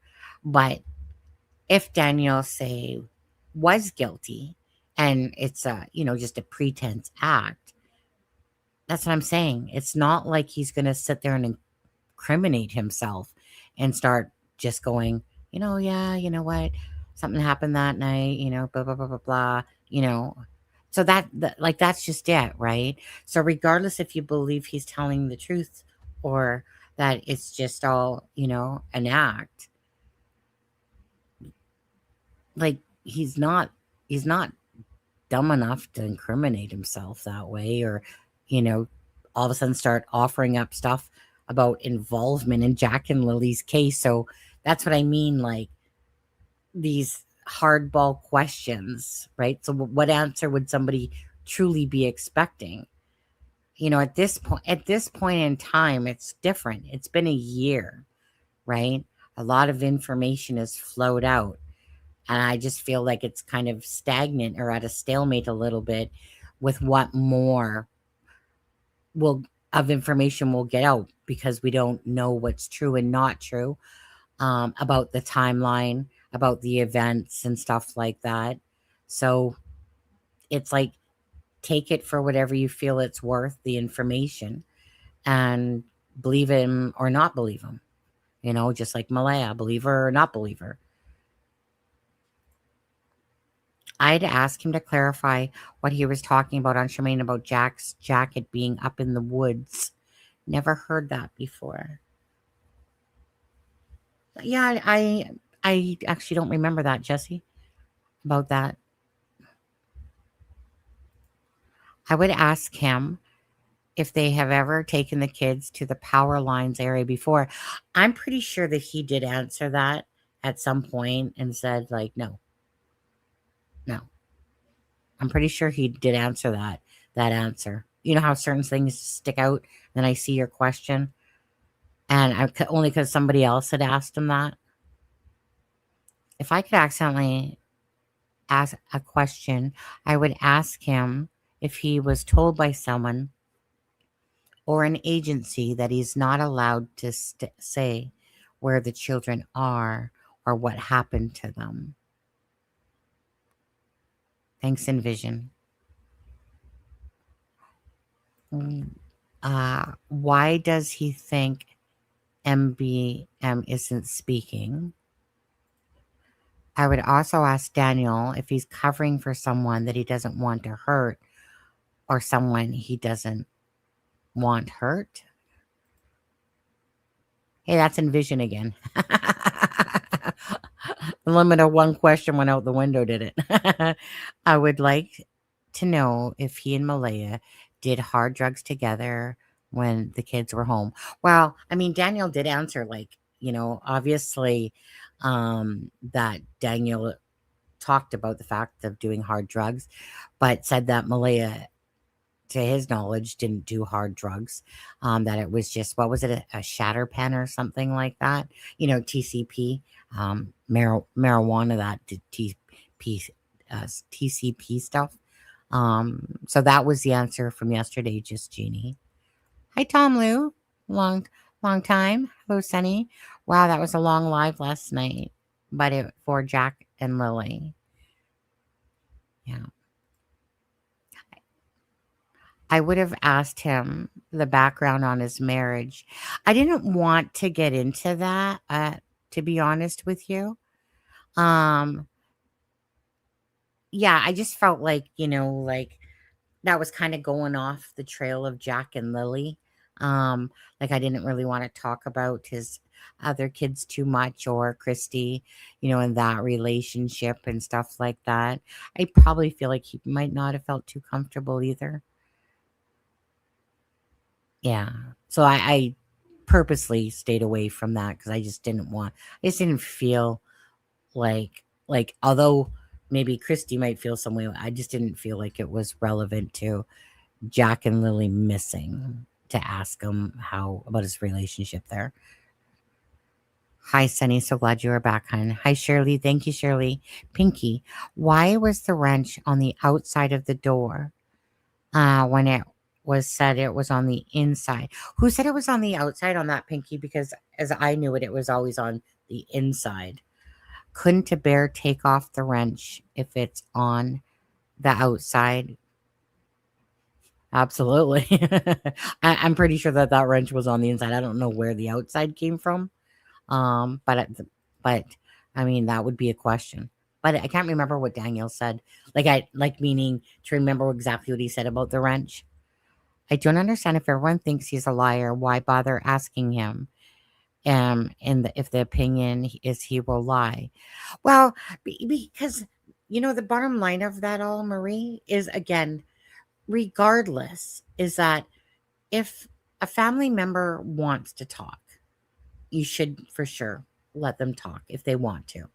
But it's one of those things. So it might not be anything, say, to you, or others in the chat.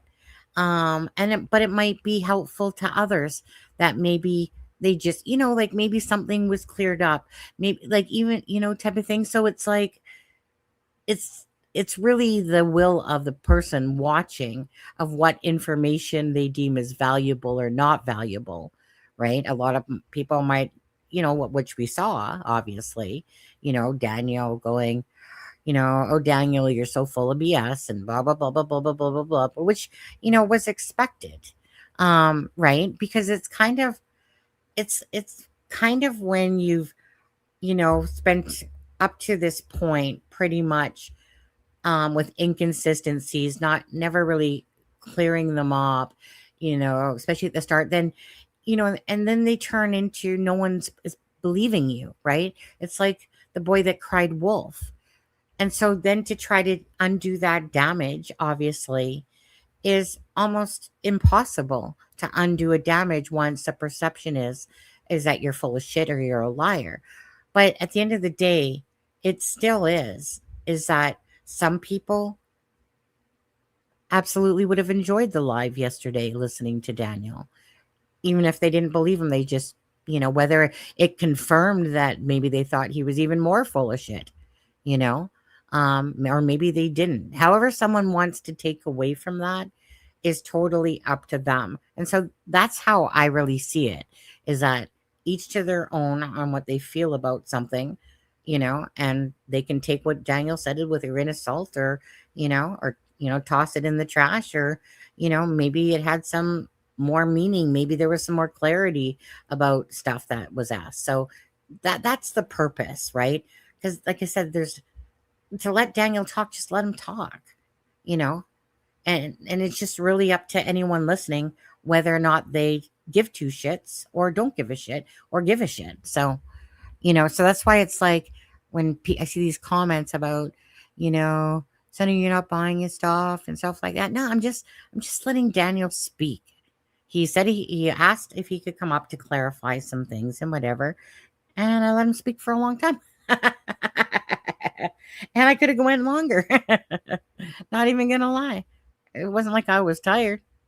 But then I actually couldn't believe he actually stayed that long either. I was waiting for him at some point to see, like, There's a couple times I was like, feeling like Daniel was about to say like, well, Sonny, I got to get going. But no, he just stayed on with me. So I was like, all right. It's all a blur to me, a lot of it today. Just because it was such a long live, I really have to go back and re-listen to it. Just to, in my head so that, that it sticks what he actually said in some answers and stuff like that. That's a long ass live to remember all that stuff. I hope one day he slips out and the truth comes out. Little mama. I'm not convinced he hurt the kids. Well, you know what? Again, I don't know. I can't sit there and say myself, right? It is confusing because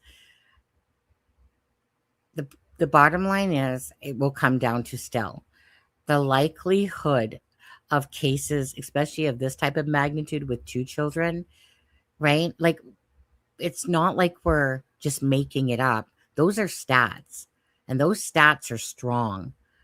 And then most of the cases that you follow that involve kids, especially little kids, almost all of them will have something to do with family involvement.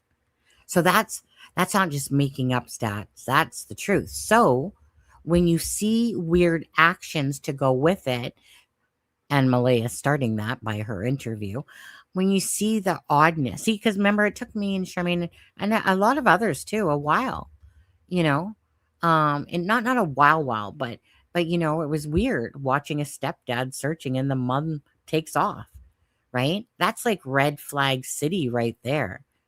When you see someone taking their Facebook down to take Daniel's pictures off, that tells you something.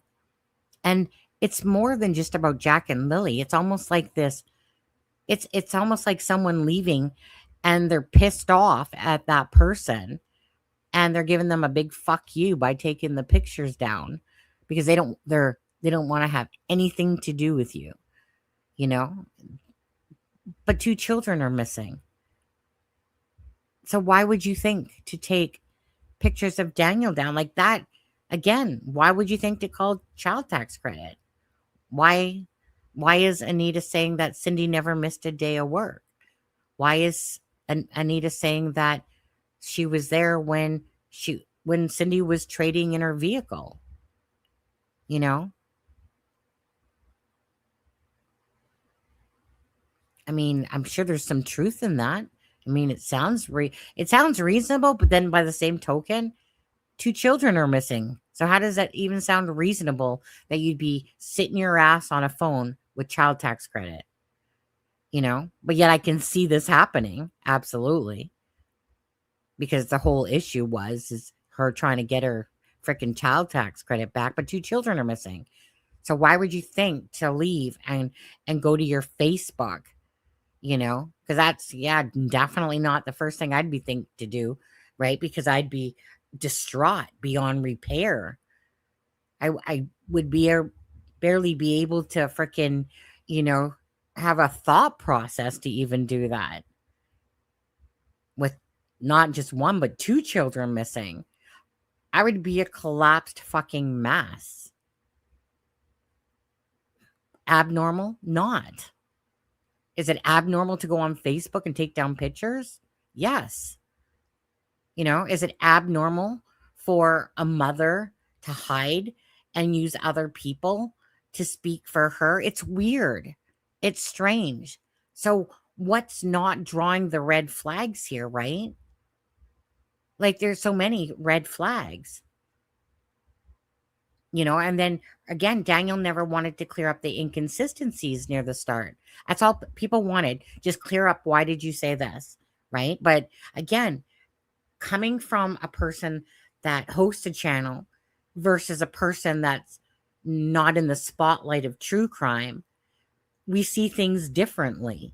Because I'm like, you're being an idiot. You're being a fool by not sitting there explaining these inconsistencies. And that's really what got the better of him.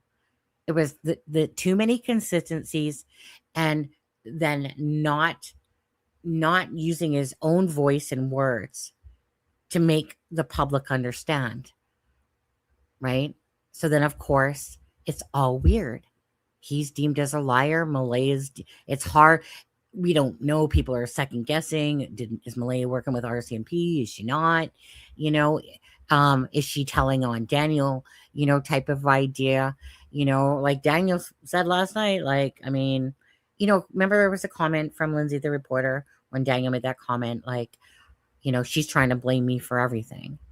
And then Daniel was as well referring to, well, basically look at Maleyha, Cheryl, and Shanann or whatever, and it's all about the fact that I did something to the children. Now, that answer still kind of was like to me on that one, but by the same token, we don't know why, because Maleyha's not speaking, so her actions are weird. But you kind of hold back, and a lot of us were holding back with Maleyha because we weren't sure.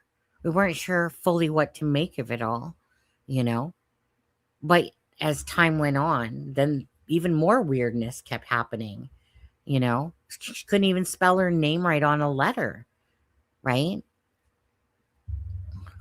Who I have never spelt my name wrong. Like, never spelt my name wrong. I couldn't even imagine spelling my name wrong.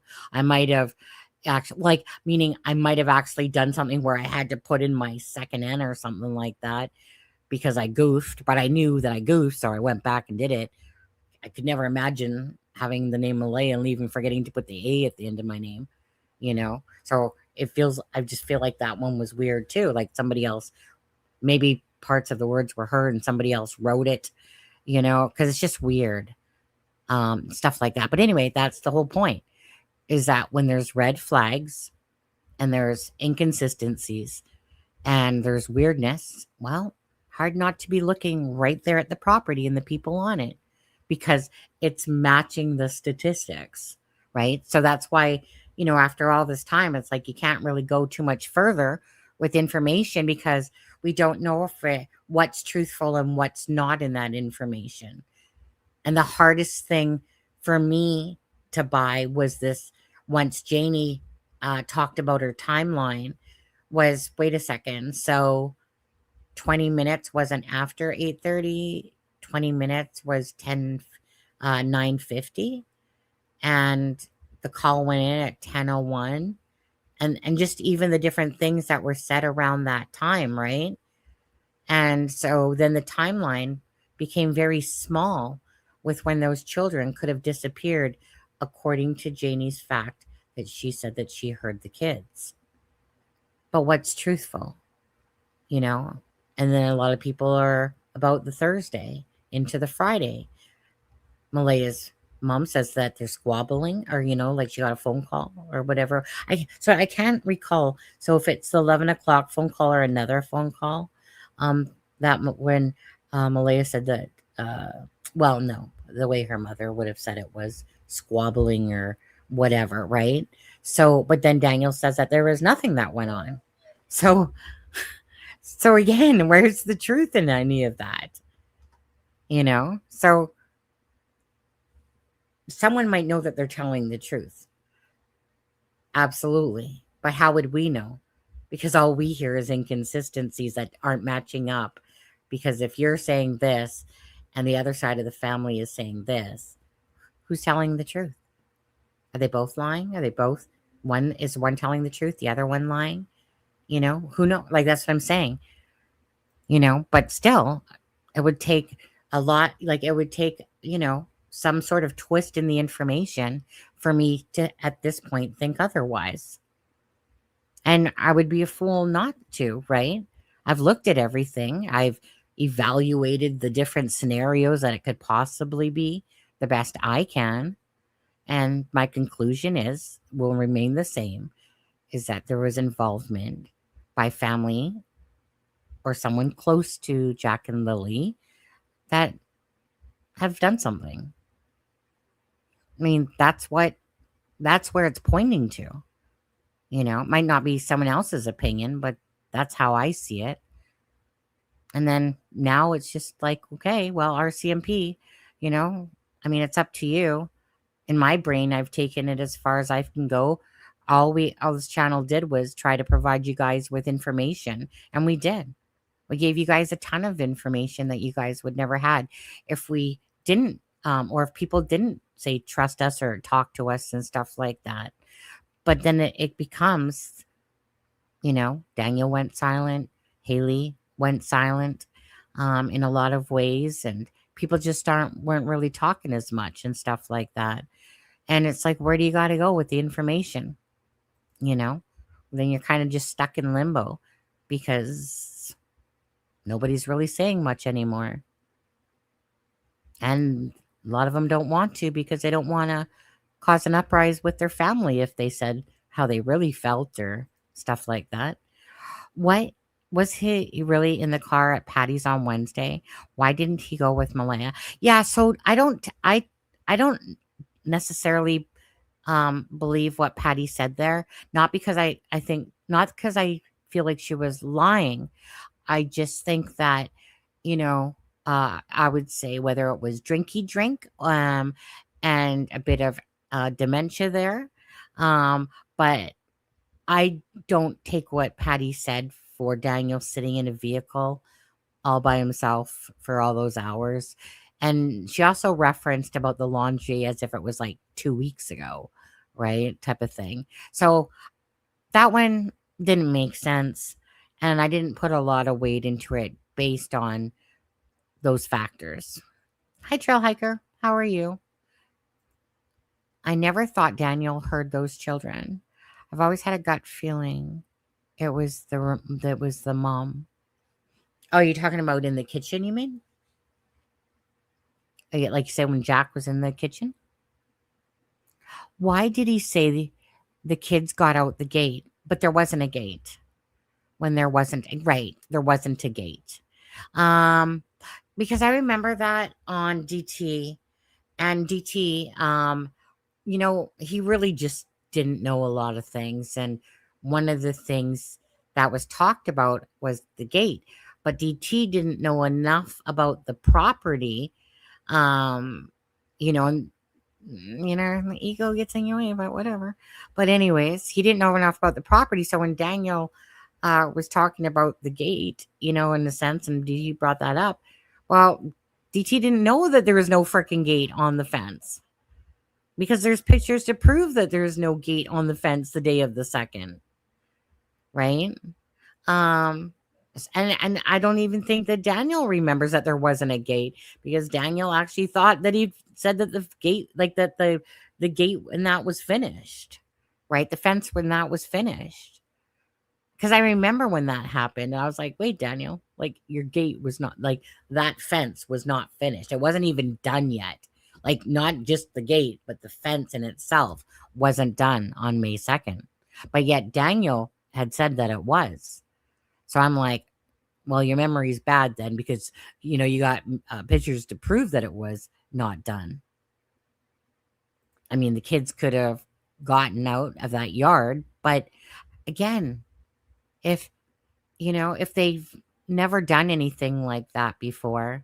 See, there are things that Daniel does say that make me think a little bit more about different things. It's because, like,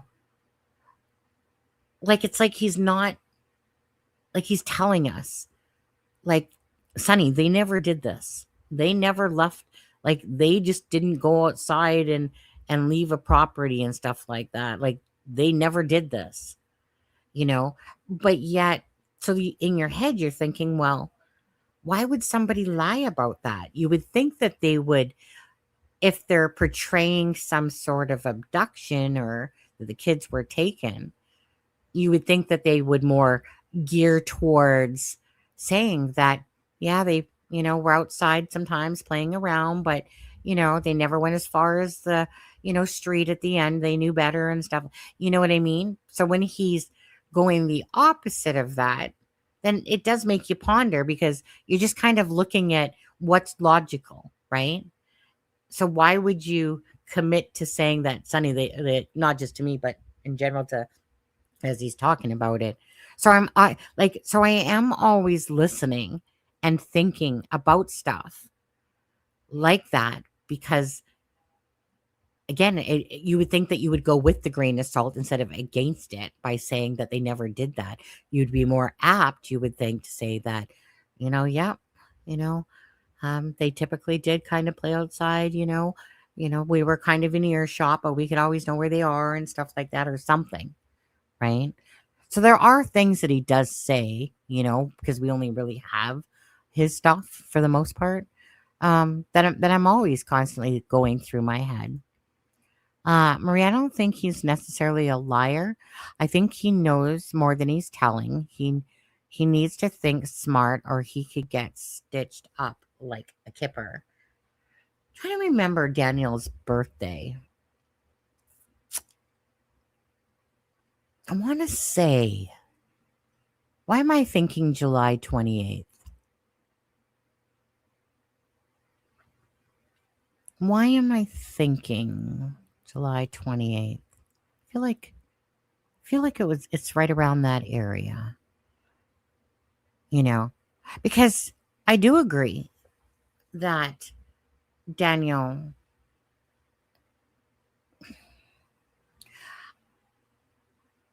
I do agree that Daniel is wise that way.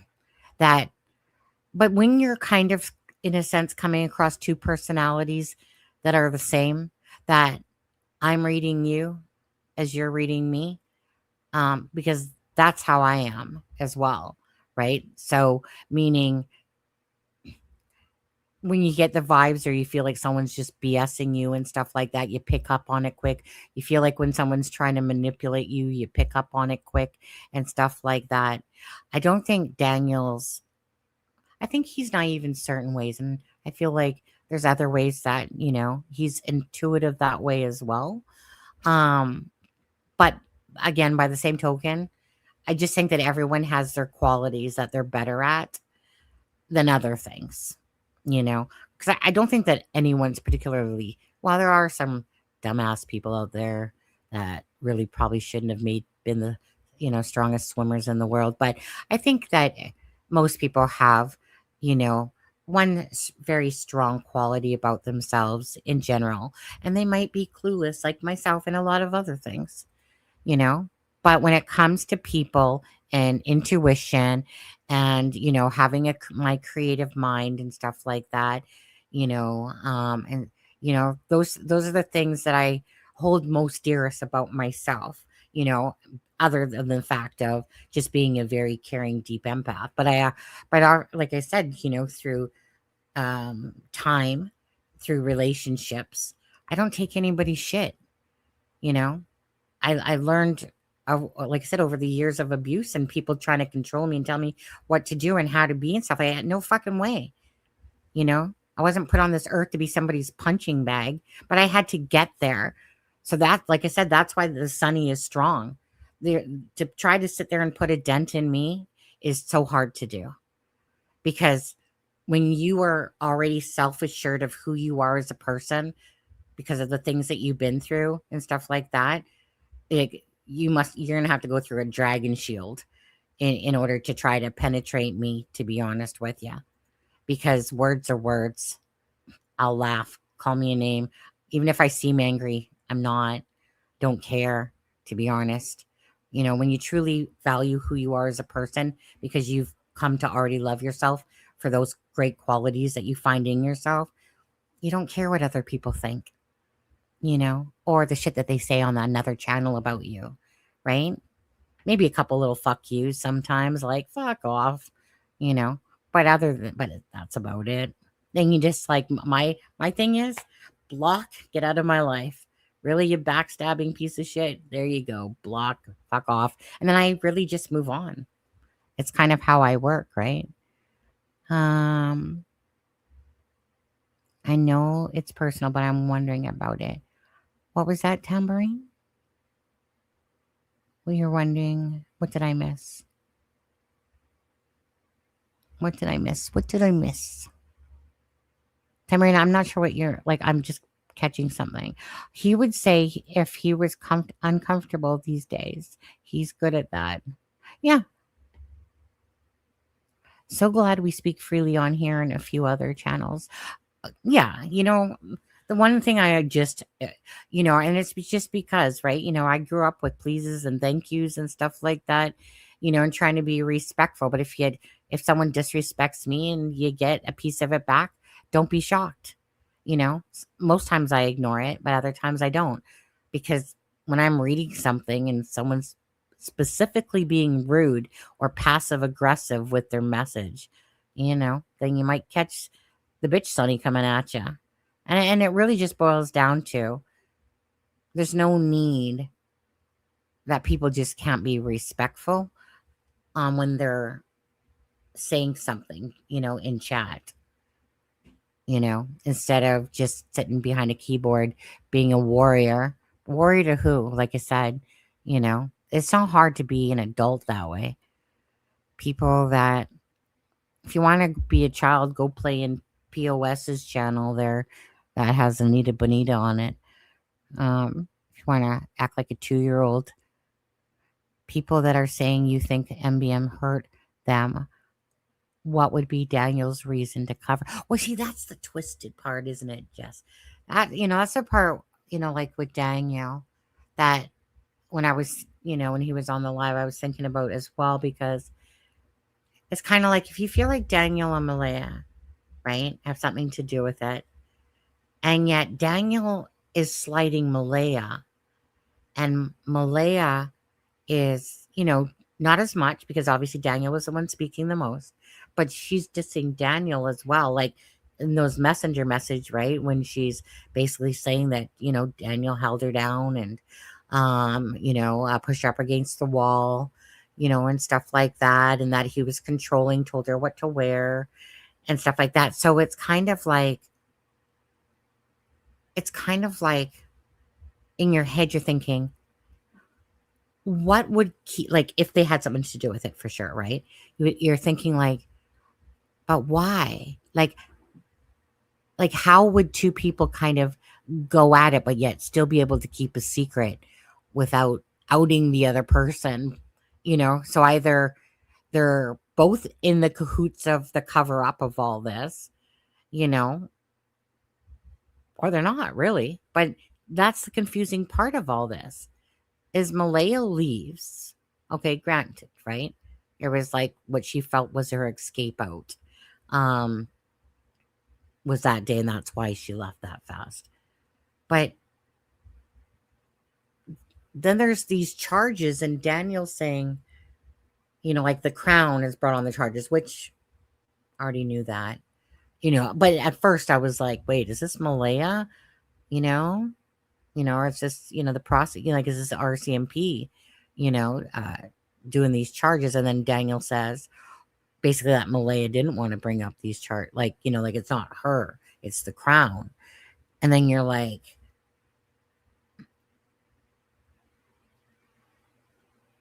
what the fuck's going on? Like why?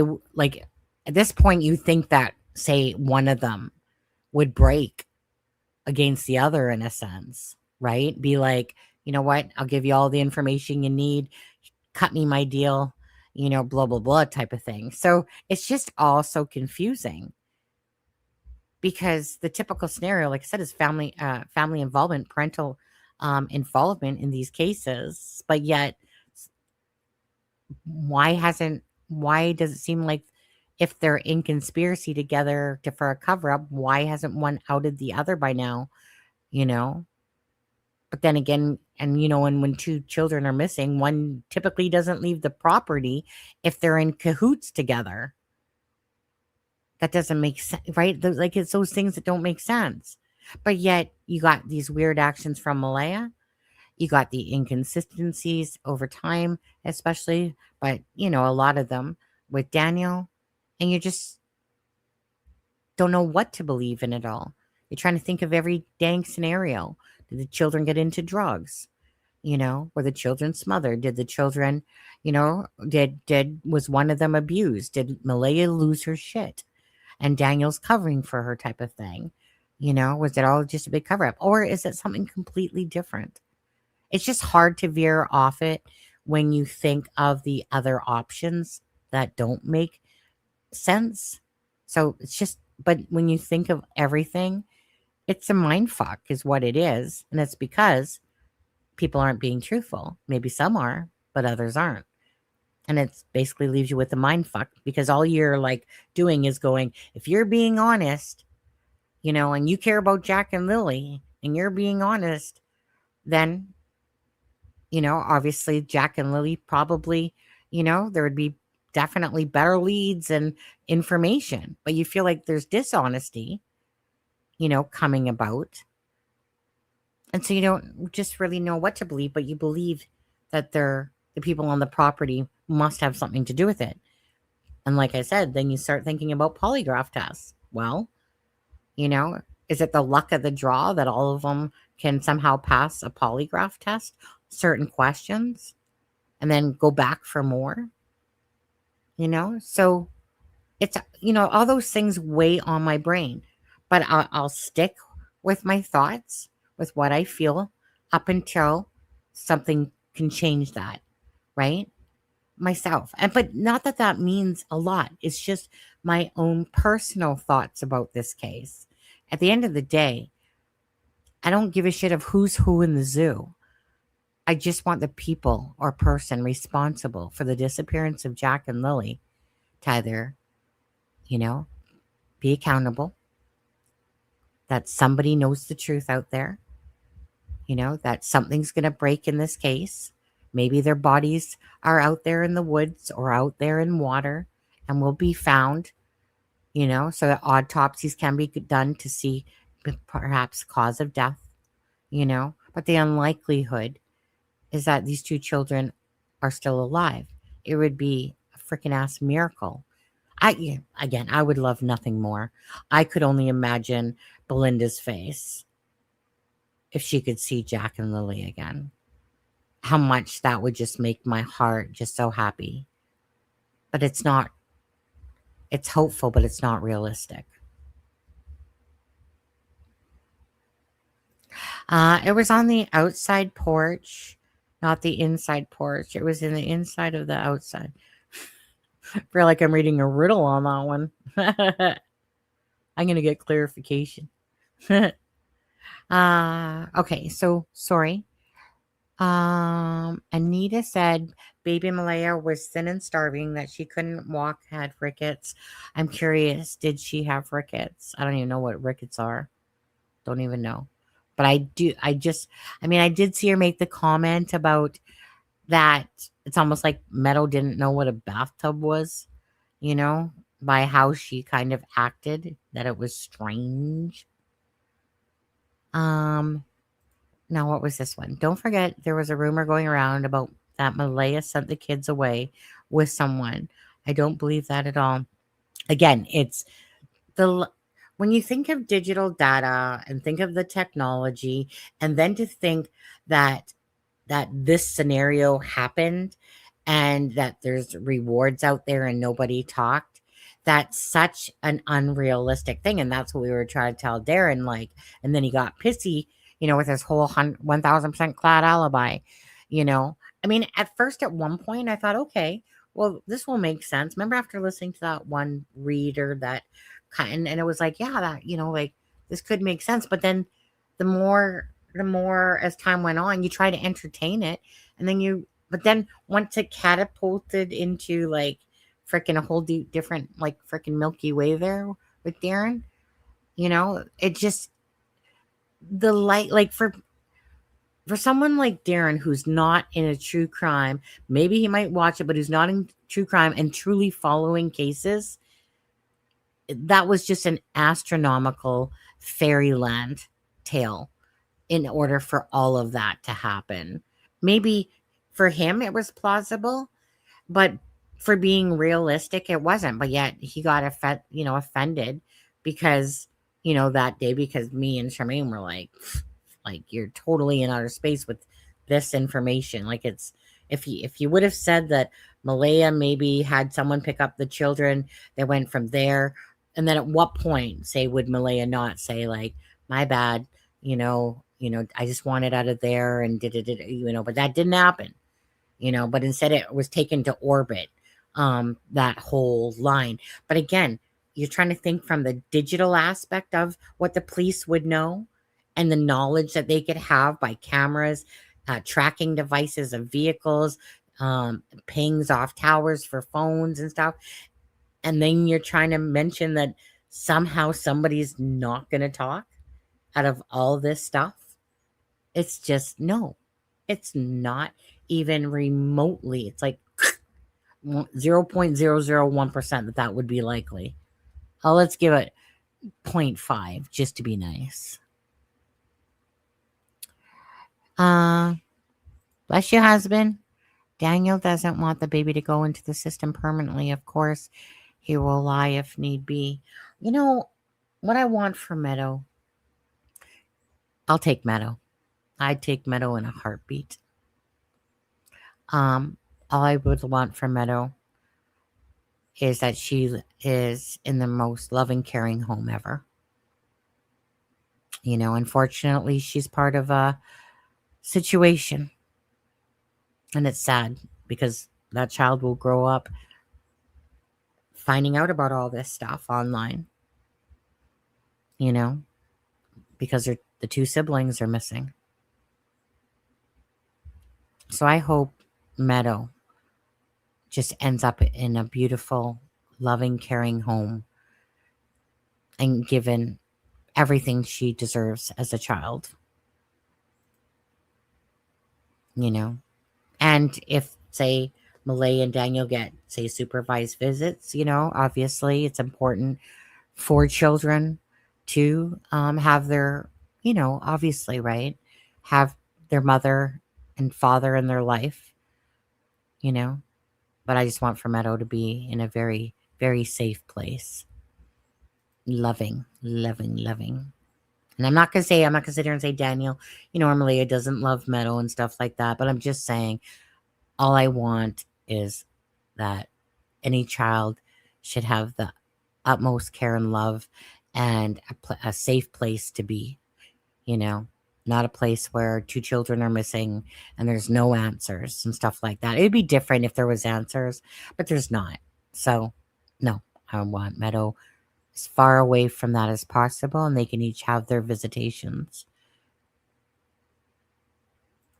Yes, Sonny, imagine if they are innocent. My God, their lives are ruined. You know what? To be honest with you, innocent or not, in these type of cases, their lives, for the most part, are ruined.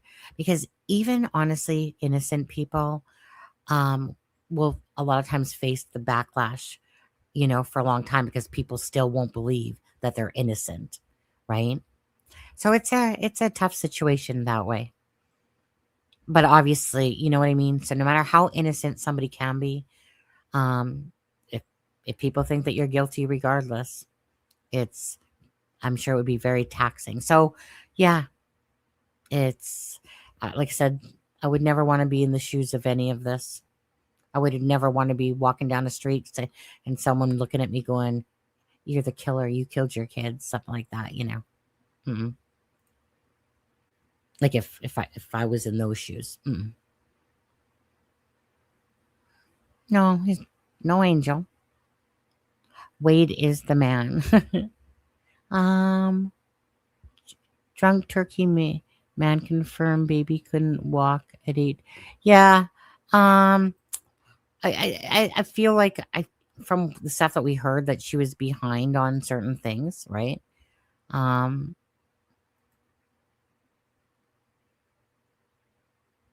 mean, honestly,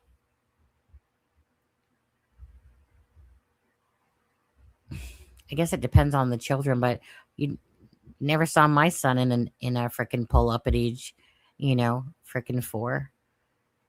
I mean, they get toilet trained pretty much at the year, if not a little bit sooner, and then once basically you've tackled that, what do you need even pull ups for? Like maybe a couple of years, 2.5. I can't imagine being in pull ups at age 4, but I could be wrong on that. But My son certainly was not. But I also believe it's like, obviously, if a parent is, lazy, a lot of people are, and they don't necessarily want to potty train when they should be, because it's just easier to change a diaper. So anyone who's ever listened to you knows where you stand on this, but you still treat him fairly. Because I do think it's important that, like I said, that you treat your guests fairly and whatever. People know exactly where I stand. Daniel knows where I stand on this, right? It's hard. Like when Daniel's talking and sending stuff, in Messenger and stuff like that, like I said, you're just, no matter what, you're just trying to believe, like, is this person being honest? Is this person making up shit? Type of thing. But again, it's that whole thing of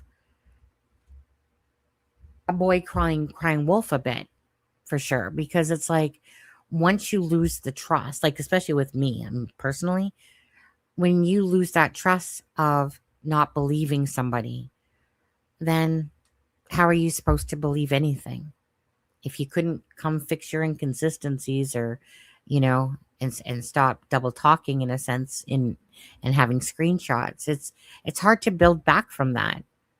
And I'm not one of those people that have all the time in the world for that crap. Then it's just what it is, right? The opportunity was there early on to, do it. But by the same token, again, I knew that. But, at that point, Daniel didn't want to come on anybody's lives and talk and stuff like that. So it's kind of like, it is what it is, But am I grateful? Like, of course that he came on, because people do still want to hear what Daniel has to say. Some people don't. That's fine. And other people still do. So why wouldn't I want the guests, the members, subscribers, and the people that come follow this channel, why wouldn't I want to offer you guys that if Daniel was willing to come up? It would be pretty selfish if I was like, nope, sorry, can't stand you, da-da-da-da-da-da. No, right? Why would I do that? Because other people would like to listen to Daniel regardless, And he still draws in people to this case when he's talking. So, there was like 300. I mean, back if this was the beginning of the case, that probably would have been about freaking 5,000 people watching at the time. But, it's been a year and stuff like that. But there's still people that want to, even if Maleyha, she probably won't, because I just really don't got the time of day for her. But if she said, Sonny, I'd like to come up, I'd do the same thing. In fact, even if Darren said to me, Sonny, I want to come up, I'd say the same thing probably. I know you've been a dick to me, Darren, but all right, if you have something you want to say, you can say it. It's a case. If people want to talk that are close to the case, that's all we can ask for, whether we believe them or not. That's all we can ask for, is that the people that are closest to Jack and Lily speak. Mm-hmm. It's definitely better. Why am I clicking on the same thing? The only 100% innocent people that day are the two beautiful children. Absolutely. Absolutely.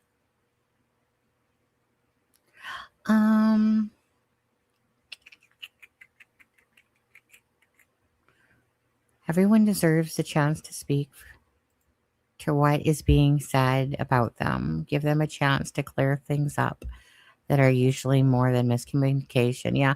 I mean, there was definitely things, if I was like, a little bit more prepared, I probably easily could have thought of things that have been bugging me more. So I did get a few definitely off my chest that I wanted to, because I had my own things that I wanted to ask. I wanted to definitely ask about the covers over the head because the way it was interpreted, almost as if Daniel turned on the light, again, whether you believe him or not, about Jack and Lily being in bed at that time, regardless. So I wanted his answer to, were they covered as in over the head with their blankets? Or when you said covered, could you still see their heads? And he answered that, you know. I don't recall ever hearing that question ever answered nor asked. Maybe it was. All I know is I've never heard it, and I wanted to know. That was one of those things I wanted to know, right?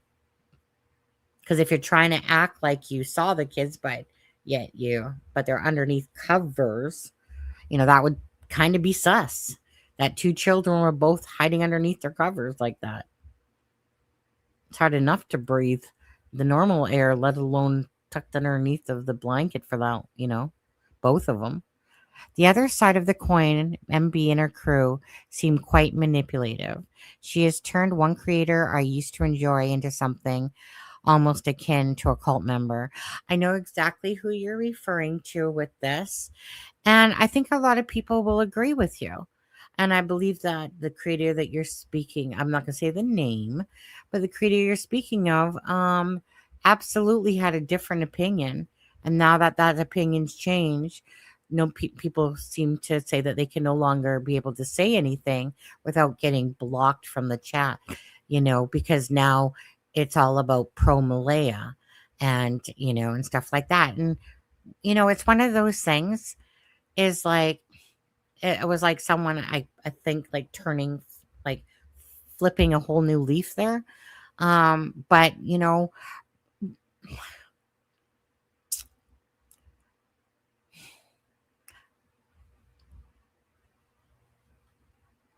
I want to say more than I'm saying on that a little bit, but I'm not going to.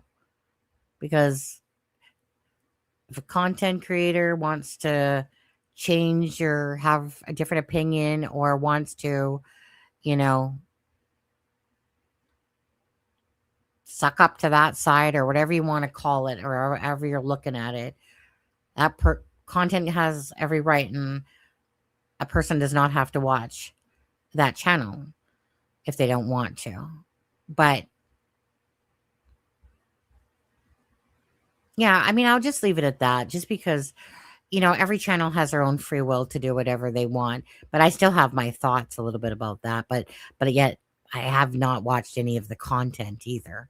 It's just been more everything that has been said, and stuff like that. I've stayed away from any of the drama to do with arguing and stuff like that with the channel. The only one I really don't mind sitting here calling a spade on is the POS that has Anita on it, because he's an absolute POS.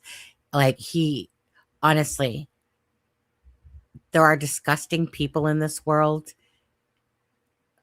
who truly think that they're so fucking awesome and that they use other people's content all day long to act like their somehow brains are better than everybody else's out there. And it's revoltingly comical, but revolting, the attacks. I can take attacks, but attacking Belinda, like, he is an absolute user to try to get what he wants only out of it. I mean, I don't mind talking with someone. When I've talked with anyone, it's always with a sincerity in like, sure, would it be great? Obviously, if Maleyha had joined a live and stuff like that, am I going to push it? Am I going to try to pretend like I'm just agreeing with her or all that stuff? No, I can't be a sellout like that if I tried, So yeah, sometimes, like, Maleyha pissed me off because it was like, wait, if you care about your kids, why are you stopping answering questions for the public that, that you want people to help search for and shit, like, piss off. So that really did piss me off because you're the mother. As a mother, it pissed me off more so, You know, whether it was Maleyha or anyone else doing that, it still would have pissed me off. But it's kind of one of those things, like, I don't reach out to people with the intent of selfishness. If people want to talk and join this live because they want to, they will. Is my life going to be detrimental to me if somebody doesn't? Absolutely not. Right? I live my own life in my own world and stuff like that. And so, yeah. But I would never just purposely try to use a person just so I can use them. But that piece of POS on that channel will say, do all the shit, use your content, slag you down, and then turns around and uses Charmaine's content from Daniel when he was on there and calling her trash. How despicable of a lowlife are you? Well, you are, and you have to live with yourself. But the thing is that he actually thinks that he's greatest and he's good with himself. Great.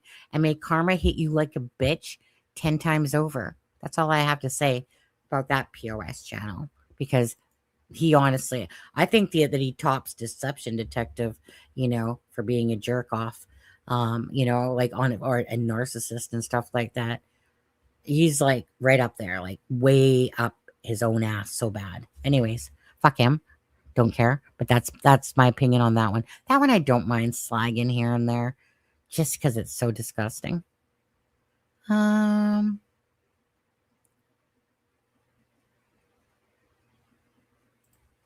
What's that?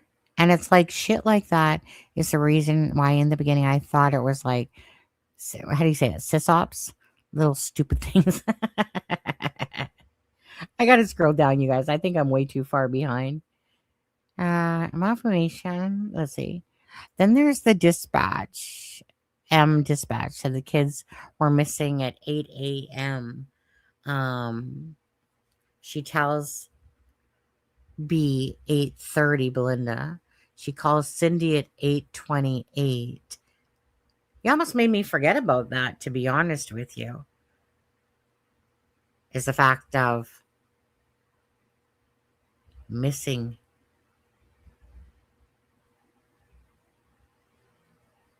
I almost forgot about that, where is truth? About the whole 8 a.m. thing. I've been so caught up on the whole 8:30 time for a long time now that I forgot about the 8 o'clock, because when the kids were the kids were said to have been more last heard. Last heard. Pretty sure it was last heard, not last seen. It was last heard. Yeah. Good one on that one. Forgot about the 8 o'clock time. It makes a huge difference, you know, when you're given time, and they were last heard at that time. But yet at 8:20, Maleyha says, you know. But again, that could just be something as someone saying 8 to 8:30, like, you know, so that, you know what I mean? So you don't want to get too trapped into thinking too much overly about the 8 a.m. because it could have been one of those things. Well, you know, well, what time do you think? I don't know, 8:30, you know, type of idea.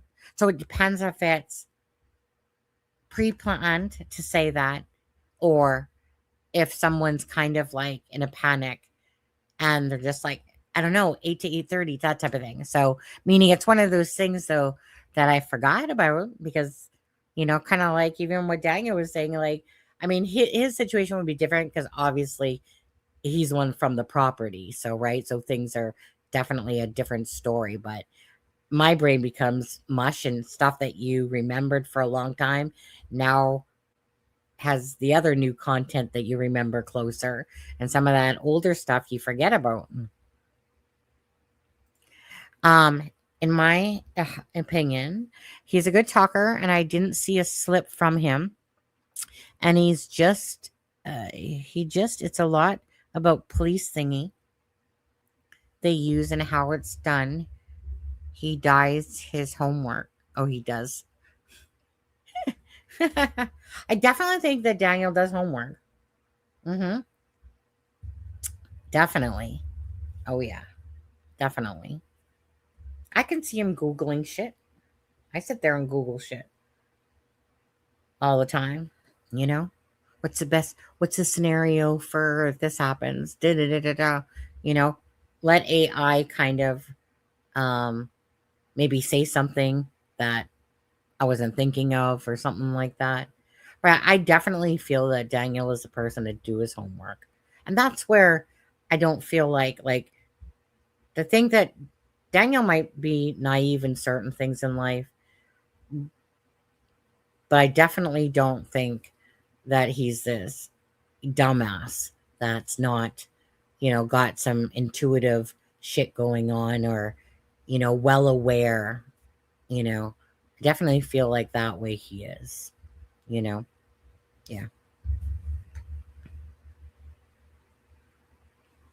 I feel like he thinks that it's kind of like I think maybe the way I think sometimes too. It's like when you're doing something and you're doing it for the purpose of the answer and okay. So for instance, there was one and I'll just fully admit this. There was one time so Daniel wasn't really speaking to me. And so I purposely went out of my way to talk about a fish in his picture. The picture with the fish, my ex-husband was a fisherman, and he has a picture very similar to that same stance and holding the fish. So I purposely said, about made a comment about the fish. And I did that for the purpose of getting Daniel to speak to me, and which he did, right? Now, one way or the other, Daniel might say, Sonny, I knew you were doing that for this. Kind of like I'd probably say the same shit back to Daniel, like, dude, I'm not an idiot, okay? Like, type of thing. But Daniel could easily say, well, you know what I mean? Like, Sonny, it's, like I said, I could have talked to you anyway type of idea. But I always know a way to, especially a guy, because guys are, sorry, but they're more gullible than females when it comes to this shit. You just stroke an ego in a sense, and guys are usually pretty much putty when it comes to that. You just got to tell them good things about themselves or whatever. But in this case, it was about the fish, and some sort of conversation a little bit about the fish. And it's because I had knowledge somewhat a little bit, because my ex-husband being a fisherman and having that same type of thing. Anyways, he ended up talking to me. So typically, do I do stuff like that? No, but I mean, I can. I mean, I don't mind, maybe sucking up a bit if it is something that I want or need type of idea. But that's kind of about as what I feel and see. And I feel like that's being deceptive to a point because I know I'm using, say, this picture to stroke somebody's ego so that he will talk, right? Get him into a conversation about this when really it's because I want to ask him more questions type of thing. When I probably just could have said, hey, Daniel, at the time I'd be like, hey, fuckface, talk to me. No, but you know what I'm saying? But that's probably is what I would deem myself as low as I'll sink when it comes to maybe if I wanted something out of it. And at that point, I did. Can't remember exactly what, but I think it was just to get him talking and trying to get more questions, like just trying to get more answers out of him, to be honest with you.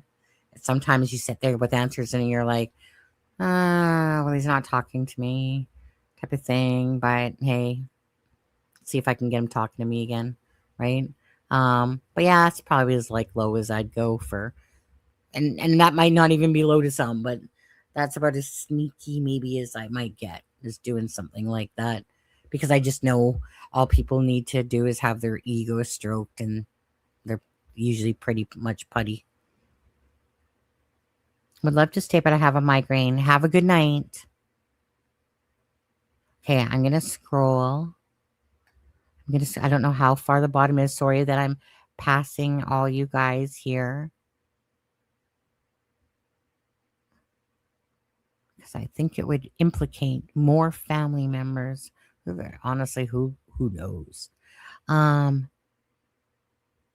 would Amira want people to stop talking about her missing kids? Makes no sense. She doesn't make sense, right?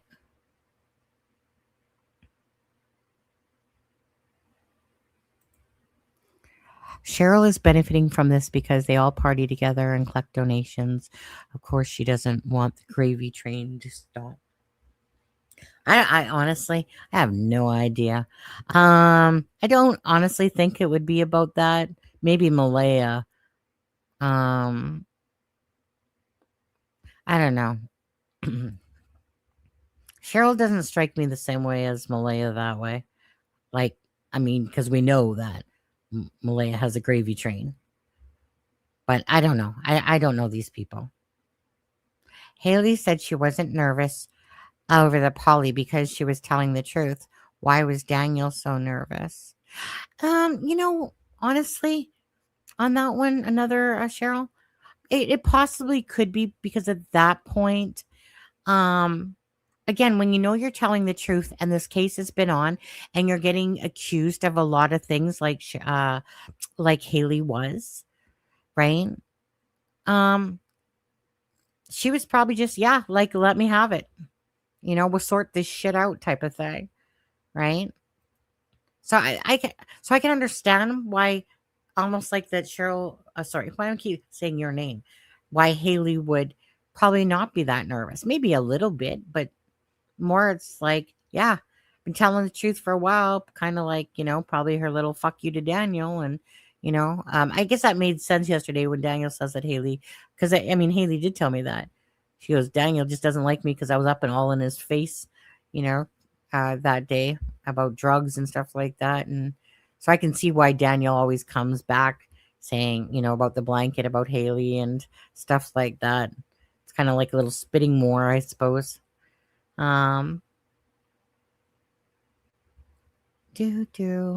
Hey.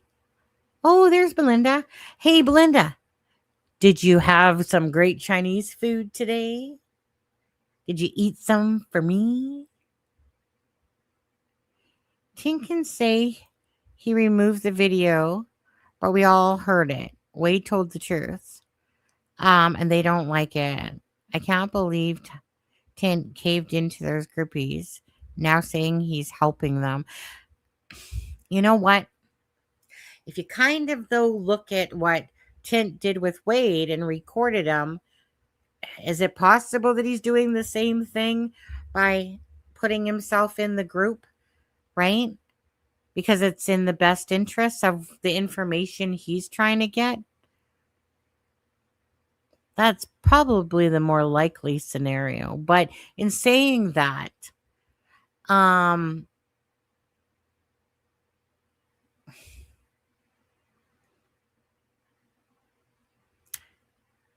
Tint always has leaned towards that the children, well, he kind of doesn't know, but if he leaned anything, it was like him and Kent kind of lean the same way of, children taken, but you can't really figure out exactly what happens type of thing. Anyways, let people do what they do. As long as I'm taking care of what I do and, do it, that's whatever other people do. It's honestly none of my business that way.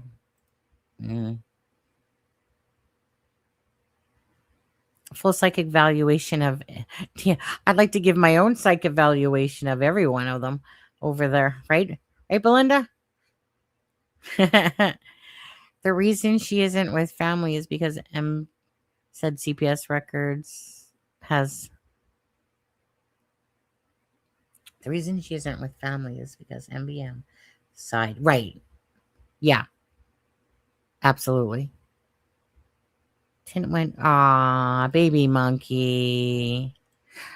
Nah, you know what? For me, you know, I'm not left or right that way. You know, if someone talks to me fine, and maybe even if I'm not referring to tint on this, but even if they're maybe things that you wouldn't necessarily do, but it's their thing that they're doing and stuff like that. Um, my thing is, live and let live that way. Um, it's truly only when people are backstabbing and stuff like that, piss me off. But Tint has, you know, I mean, when I was told about this fact that he put out one of my voice clips into a group, he admitted to it, said he was sorry. I think and I could be wrong, but I think that's where we kind of came to the fact that I think he possibly might have felt bad because he could see I was a decent person, so there's no reason for me to dislike Tint. Um, because if Tint wants to do what he wants to do, that's his prerogative. But that doesn't mean I have to dislike him for that. If he was to stab me in the back and stuff like that, absolutely. Have a nice day. Fuck off type of thing.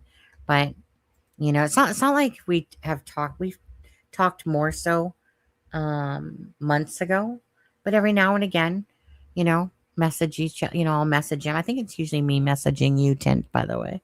But anyways, he puts out some good videos. It's too bad he did take that down because on the end of the day, like, who doesn't have that at this point? I mean, all you have to do is go to Charmaine's channel, and listen to it. Even somewhere on mine. In one of those. Probably easier to find on Charmaine's. I have 4 children, 3 grown men, 1 daughter who is autistic and will be fine, and she is not potty trained. It's very common to children who have autism.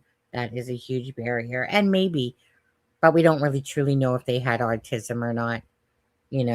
We just don't. It was possible autism. Maybe they did. One day, Belinda put up a post about autism. And so I asked her, I was like, Belinda, does Cody have autism? Because I thought that's why she actually posted it, and she said, no. So then does it come from Maleyha's side then? But it's just, again, we don't know.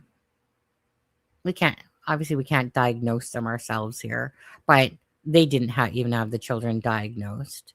Maybe they were, maybe they weren't. So you would be correct.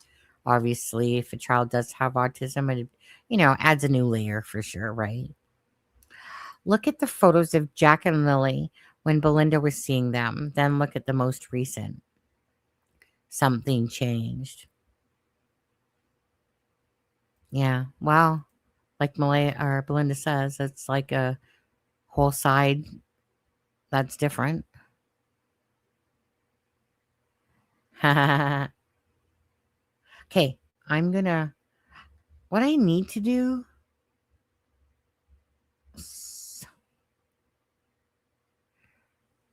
Oh my God, how are we at 3 hours almost? Okay.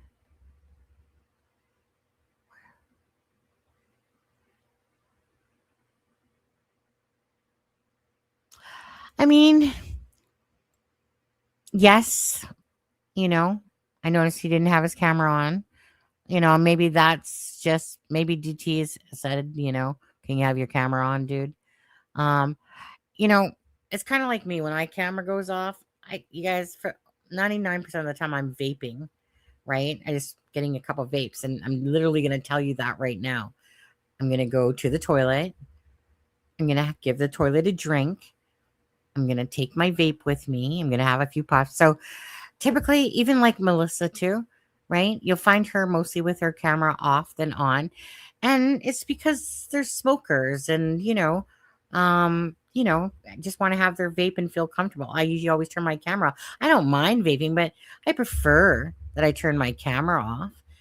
Typically when I'm vaping, if it's like a membership live, and then I don't really care so much. But it's just about, I mean, I don't, it's like if I had a cigarette dangling out of my mouth. Some people are fine with that, but I just prefer to turn my camera off if I'm having a vape and stuff like that. But anyways,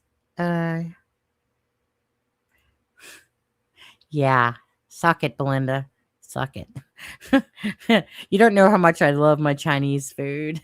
And all I could think about when you said that, Belinda, was how much my husband cannot have that stuff anymore. Anything that's greasy, and it's like he stays away from, because that pain, whatever that pain is called, it's some sort of weird type of heartburn of some weird ass sort, that he'll get this pain. And the last time he had it was KFC. I said it. Last time he got it was KFC.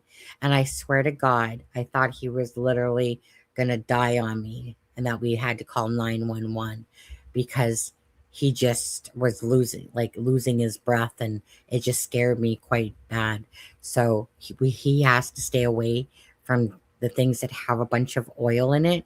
So that's why I don't gonna have my Chinese food very much, because there's a Chinese place over here. And yeah, okay, I could walk my ass, about the 500 feet over there.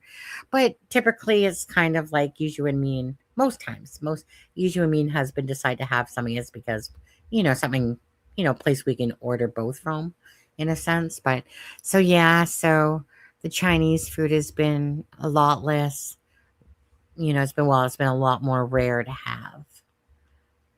Laters, Belinda, but anyways, I'm glad you had a nice dinner and a great Mother's Day. And yeah. Thank you guys for all the love and support for Jack and Lily. Thank you for supporting my family. It means more than you know. Well, again, you're the epitome of what, to me, great grandma is. Meaning not great grandma like that way, but like a great grandma that way. You're a beautiful person with a beautiful heart, and your daughter's the same way, you can tell. And so, yeah, no one's ever going to slag you and get away with it, Belinda. That's just disgusting and stuff. I know it means really, it's no matter what, when people dig like that, it's hurtful. But, Belinda is such a great person. I would never take that away from her. And when others try to do that, they can have a big fuck off, because it's just a joke that someone would literally try to tear down Belinda, and stuff like that. And it's not for any other reason, because she is a great person. That's the reason, right? I only wish that if I went missing, that Belinda would be like, "I'm coming for you, Sonny," and I'd be like, "Open arms, come to me." Yeah. It's just mirror when Daniel describes broken glass, shattered lives, and it keeps cutting every time he picks it up. He is describing what happened to Jack and, well, a lot of people. It's kind of like when he was talking about water. Everyone's like, for sure, they're in the water. All these water references. Don't get me wrong, Daniel made me laugh with a lot of these. The more people say stuff, the more Daniel will sarcastically insert stuff as well. And I believe that was definitely with the water references. When he notes that people are talking about something, he will, all of a sudden, all these freaking water references were coming out.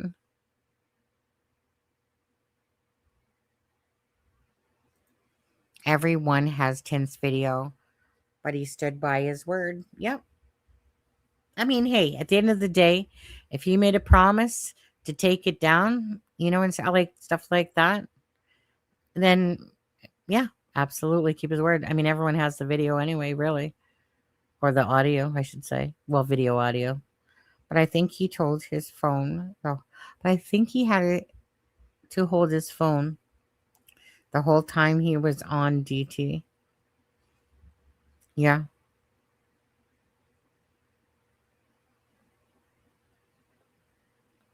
Belinda, I hope he does.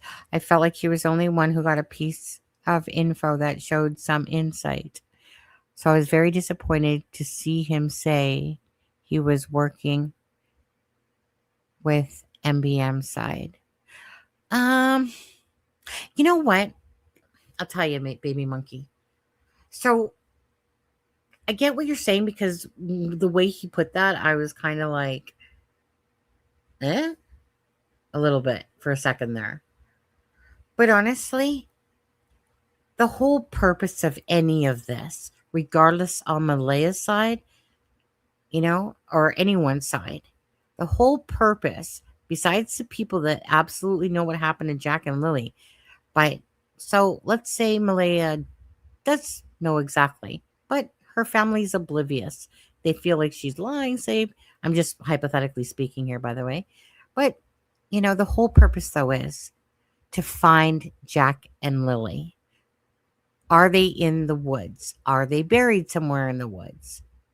So it doesn't really matter what side Tint is on, or anyone really for that matter, because it's about Jack and Lily, right? So that's why that stuff doesn't honestly make a difference. Like, again, if, Shanann's channel wants to talk about Maleyha all day long and, build her up, who cares really? Because the point is, it's about, regardless, the outcome will be the outcome of what happened to Jack and Lily. But it's about others coming together to work for answers for Jack and Lily of what happened to them where they are, right? So that's why that stuff is like nominal shit to me. Because it's really only Jack and Lily that matters, And certain people might know the truth, on that property. Maybe they do. Maybe they don't. Like I said, we all have our own opinions. You guys know mine. But at the end of the day, it is about Jack and Lily. And that all the effort that's put in, no matter how people think of any of it, it's all something for Jack and Lily. And that's what matters. And that's what I care about. Right? So who cares, honestly, about the side stuff and who's doing what? I'm just asking you to look at it maybe that way.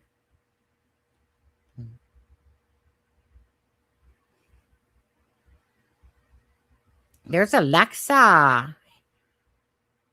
Hey, girl. Hey, this is so sad. These two angels haven't had any justice. Let's pray doesn't become another Selmer Wells. Yeah, that we don't want that, do we, Alexa?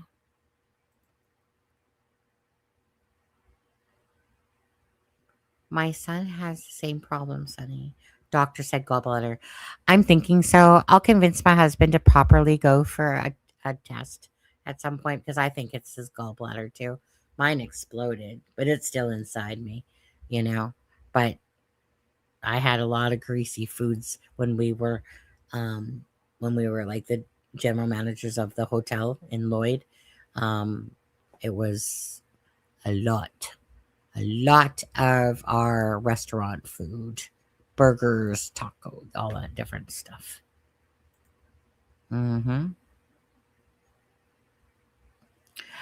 Exactly.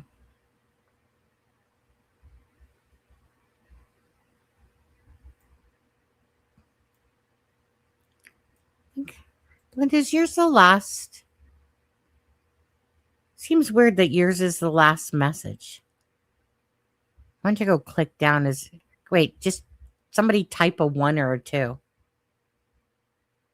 in chat. Because I just feel like it's weird that usually someone would make a comment.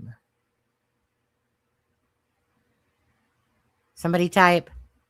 Oh, there we go. Yes, ma'am. Winner, winner, chicken dinner. Thank you, guys. It just seems so strange. I'm sitting here to keep clicking on Belinda's comment trying to scroll down, and I'm like, how is there not? Was there a lag or anything? Are you people that slow today on Mother's Day? I feel like Tint will find something if he's out there. You go, Tint. I'm so happy he is doing this.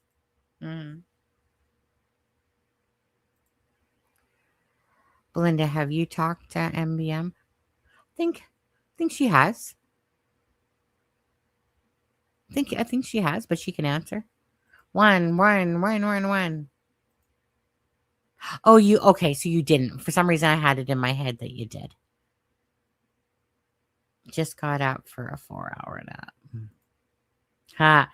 Okay, I'm going to quickly play the song for Jack and Lily because I'm going to go pee and I'm going to give the toilet a drink and I'm going to have a vape. And then I can come back and see you lovely people today.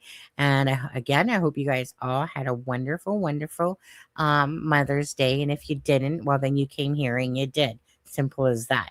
So anyways, I will going to play that song. Where is it? Usually people dip out when I play this song, but I don't care. It's for Jack and Lily and Russell McDonald. So what do I want to do? Stop screen. Share screen. I think it's a beautiful song. Even though I noticed this yesterday during the live, and this is from Russell McDonald's the song.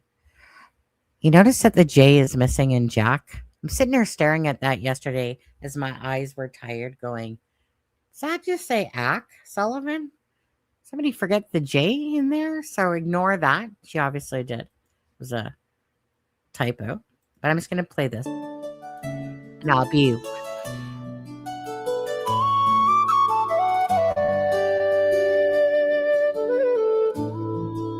A year has stood like pages since that quiet morning came. 2 little shadows vanished, and nothing's been the same. The woods still hold their silence, the wind still speaks your names, and every road that leads away still carries all our pain. Time don't take the love we hold or dim the light we've known. We're still calling you home, through the dark, through the unknown. Every prayer, every tear says you're never alone. Though the nights feel so long and the answers don't come, we'll keep hope like a fire till you walk toward the sun. We're still calling you home.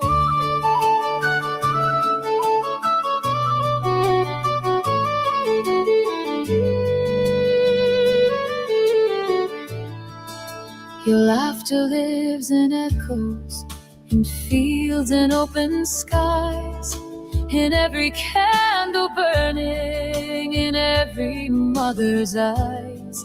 This town still stands together with hearts that won't let go. Your names are stitched in every soul, more than you'll ever know. And though the trail feels cold and lost, love still points us home. We're still calling you home, through the dark, through the unknown. Every prayer, every tear says you're never alone. Though the nights feel so long and the answers don't come, we'll keep hope like a fire till you walk toward the sun. We're still calling you home.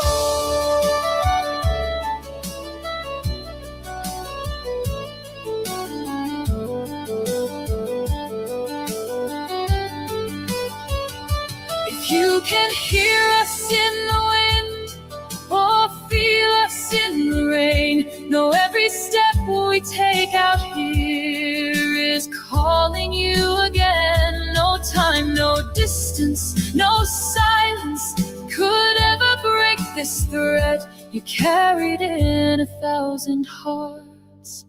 In every word unsaid, we're still calling you home, through the dark, through the unknown. Every prayer, every tear says you're never alone. And one day we will see what we're holding on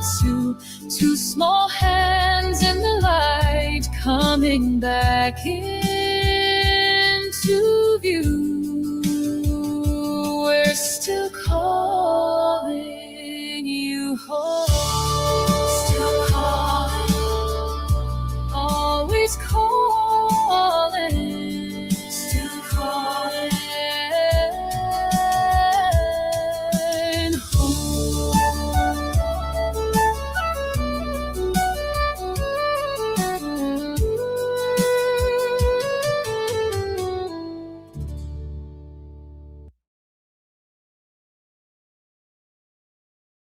What a beautiful song that is. Honestly, I listened to every word, and what another beautiful song. I would have to say, the original Jack and Lily song I love. The second one was good, but if I had to rank them, I'd probably say, I hate to rank, but 'cause they're all good. But I love the beautifulness of the words of this song. Is it the first song? Yeah, I think it's the first song about them going out to play and stuff like that. It was kind of like, but at the time, you didn't know really what happened and stuff. But either way, beautiful song, another beautiful song by Rachel McDonald. And yeah, I'm just going to, 1 second. I'm going to minimize that because I'll just copy, share. Oh, you guys can see that I'm doing that. Paste on there. That's the link to that song, by the way. And we'll put back up Jack and Lily. Oh, wow. Wow. StreamYards. Okay. Normally I put my regular Facebook up as like the 3 channels, like Twitter, the YouTube channel, and my Facebook. But yesterday and then today, I'm thinking, well, why don't I just put it to a crime and shame channel? But that thing just popped off like 3 times. So I see 3 of that. Like, well, you know what? For anyone that misses it, there you go. If I talk in the YouTube studio, then it would just be once. But in here, it wants to. It didn't do that when I, with my regular channel to put it in here, but apparently it wanted to pop off twice. Strange. Whatever. Anyways, there you go. Belinda said she was saying she's going to make Daleen waste all her 110 hours in Nova Scotia on her. Then we'll be screwed. Well, you know what? People can be mean, evil, whatever they want to be. At the end of the day, again, people will be people, and shit's out. Whenever these type of cases happen, and this is why I stay away from that crap, to be honest with you. I just don't like getting in the muck of the mess. Been there, done that before. And the best thing to do is ignore them. Like, meaning the person that's involved or going through whatever, obviously, if they want to fight back or, in a sense, meaning Daleen, she wants to, Daleen will be who she is.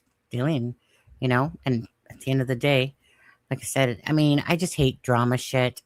It just adds so, like, people just get so up in their own asses a lot, with the whole, trying to take somebody down, calling their work, their businesses, and, and shit like that. Or, like I said, if somebody wants to say my name on their live and they hate me, don't care. Do not care at all. I might poke the bear back sometimes when I feel like it and stuff like that. That's hence why I kind of, poke the bear a little bit. Not a little bit. Well, yesterday and today at the POS channel. That's all I'm going to call it, is the POS channel that has Anita on it. That one makes me feel good, to be honest with you. That's more of a feel good for Sunny feeling on that one. And yet he can say whatever he wants about me and I'd have to give a shit, and I don't. My favorite is the first song. That is a video. Yeah, this one makes me want to, at some point, I'm not going to make, at some point, put a video together for this one. Beautiful song. It was a very long live last. No, come on. It was minor. It was just shy of 12 hours. Happy Mother's Day, everybody. Her time only counts when in court or on the ground. All the paperwork is free time, you know? It's just, like I said, cases, they always get so much nastiness in them and stuff like that. And it just gets old for the most part. I mean, honestly, it's just best for just to be ignored if you find yourself in the middle of that stuff. The losers go away after a while because they get tired that you're not reacting to their crap. But it's just sad you just wish a case, in cases in general, but no, people have to accuse people of doing things. Like, you listen to the POS channel, and I believe he was accusing, if I'm not Charmaine, of just trying to reap in profit off of Jack and Lily's case. Isn't that fucking comical? Charmaine's one of the least people herself as well to sit there and do things for the profit of a case at all. Zero. Like freaking zero. But now he wants to sink below the belt and say shit like that. It's one of those things, right? If you can't achieve, stuff yourself, you have to sit there and try to belittle others for stuff. And, about caring because you say hit the like and share for Jack and Lily. Ooh, bad thing to do, people. It's just stuff like that. Whatever. Last night was epic. I don't, honestly, I really have to go back and listen to it because it's all a blur to me for the most part. There was so much said that it's like most of it, it's like pretty much 9 hours, eh? It was like out of all people, it was like a Sunny and Daniel, marathon of time there on that one. I honestly couldn't believe that he literally stayed on that whole time. That was like I said, that was like a marathon there of, so for anyone that enjoyed it, on here, that live last night, then thank you. And you're welcome. For the haters out there, don't care. I don't listen to the channels anymore. Haven't for months. Yeah, after it just gets old, right? Just gets old. One of these days, Belinda or Alexa, if you guys might not remember this, Belinda, I'll say this in a second. Belinda, she's just a showboating how clever she is. She will sink the Titanic. Alexa. So Alexa has been a friend for many years now, since like the Delphi case. And she is a criminal profiler, or I should say, she was a criminal profiler, but she'd done that for 16 years. Now, because of a certain situation, she ended up, stopped doing it, but didn't stop her from doing her work or for joining lives and giving us her point of view. Okay. So Alexa's telling me, and she better keep her promise. Alexa, stop. But Alexa's telling me that possibly on the 23rd, she'll join for a live. I'm not even sure what day the 23rd is. Oh, it's a Saturday. Is it a Saturday? It's a Saturday. So I know that I would love to have Alexa come up here and talk about what she feels about this whole situation, with the parents and the actions and, what she thinks. So again, I love to have Alexa talk about this case. We've talked about it a few times, and then one time I literally forgot that I even said to Alexa that I think there was one time I was supposed to get back to her, and I totally forgot, because I had been used to not seeing her for a long time type of thing, and then it totally just slipped my mind. And then all of a sudden it was like, wait, like I think it was like a week after, I was like, wait a second, wasn't Alexa supposed to be joining me or something? But anyways, we'll make that happen. Because I really want to hear what Alexa has to say. Again, someone with, like other criminal profilers. So Alexa criminal profiler, right? Graphologist and body language expert. Okay. So we met during the Delphi case. She was in the chat, and it ended up becoming a very good friend of mine. And again, Alexa is like me, like Charmaine, like Melissa. We just tell it like it is. There's no sugarcoating, in a sense, what you're feeling. You just tell it like it is. Cut through the crap and just say what is on your mind, type of thing. So anyway, so I will look forward to that day. Alexa, you just need to remind me because it's like a couple weeks away, or no, yeah, 2 weeks almost. I'll be like, oh shit, weren't we? Yeah. Yes, and for him, beyond for, yeah. I mean, honestly, I'll give the man credit for that. I mean, he can talk. He definitely can talk. I can talk. Like I said, I don't need to be prepared for a live in order to host a live. I'm not built that way. I'm just like a YOLO type of idea. And he was obviously YOLOing with me for pretty much 9 hours there. And like I said, so whatever somebody wants to think about it, think whatever you want. Oh, I fell asleep today. Even Belinda said that she fell asleep to that live. I mean, you guys were troopers. Honestly, I was a trooper because I had to work, get up for about 4:30. Well, 4:40. Let's get real. Okay, and when I finished that live, it was like 12 o'clock my time. Well, I appreciate it from the people that that know that I truly care about people and cases, and I don't do anything other than from the bottom of my heart. So I really do truly appreciate those people that don't try to tear me down or don't try to be vicious and cruel and mean and stuff like that. So I just know I do truly appreciate people that are here for the most caring reasons for a case, because I wouldn't want it any other way. And sadly, there's always people like I said that try to rip and tear you apart, and stuff like that. Thank God I got a thick freaking tortoiseshell for that, eh? So happy Sunny is back. Thank you, Budettes. Thank you guys. I wasn't so much thinking about, I wasn't overly thinking about, people are gonna miss me type of thing. That would be an ego thing, I think, if I thought that. I was just more thinking about the fact I was enjoying the break, to be honest, just feeling like I needed to be refreshed, and then hang out with my husband a lot more, and stuff like now, and he's trying to be starting his own business and stuff and getting that all ready and everything like that. Because honestly, I mean, my job is good, like good bunch of people. I'm in customer service, so you better be, it's a good group.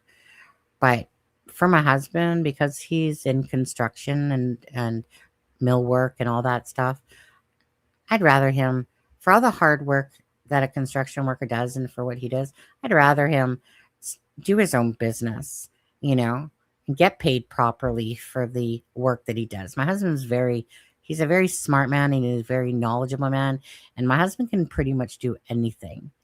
Like, I know there's the 21-year age difference, but some people like myself thirst knowledge in a lot of ways. But as you get older, it starts freaking coming out of there. The calculator, the memory, these start going, but he's still young enough, but he's just, he's one of those people too, is like, if you want to learn something, go look it up on YouTube or something, figure it out. And he can pretty much do anything, plumbing, electrical, building, whatever. He can do it, build computer stuff, he's an amazing person. I'll say it that way, just as a human being. He can be a dick sometimes, but whatever. I can be a bitch sometimes. Very rare, but sometimes. Carrie, it was long. I'm in Ontario right now. That would be great, Alexa. Absolutely.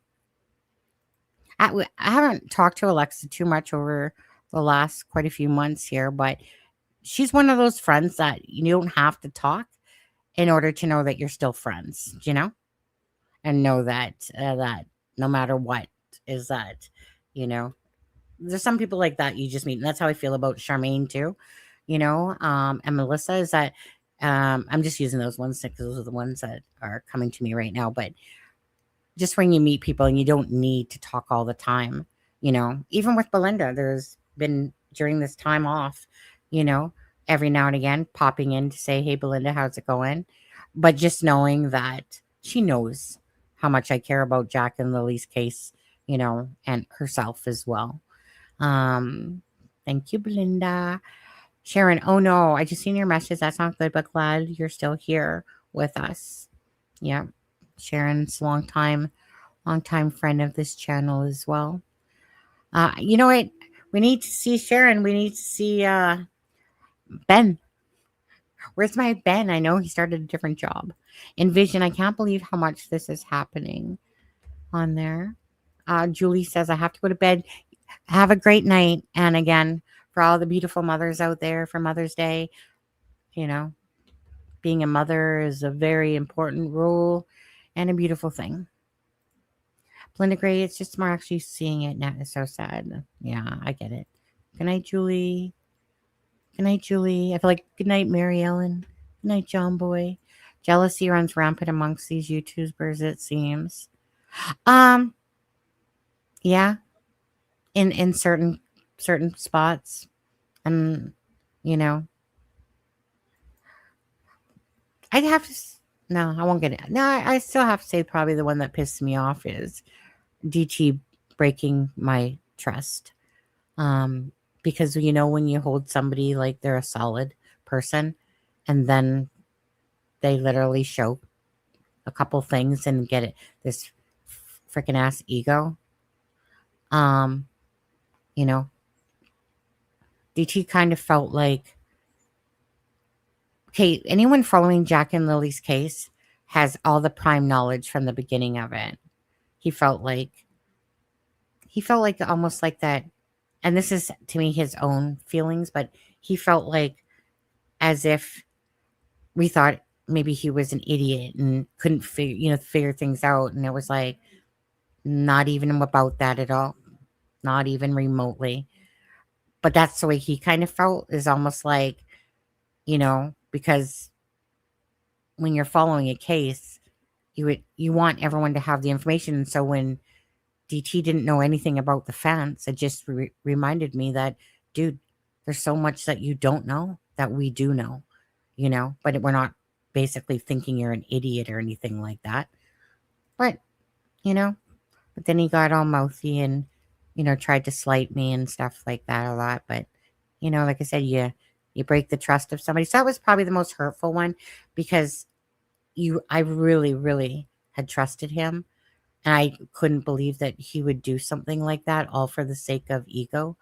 So anyways, but that wouldn't be the only one that truly bugged me. Oh, Adam, maybe, because Adam went to Delphi and Adam was just like, basically, he just was being a liar. And the Delphi case was on, and Adam was my partner on It's a Crime and Shame from being in there.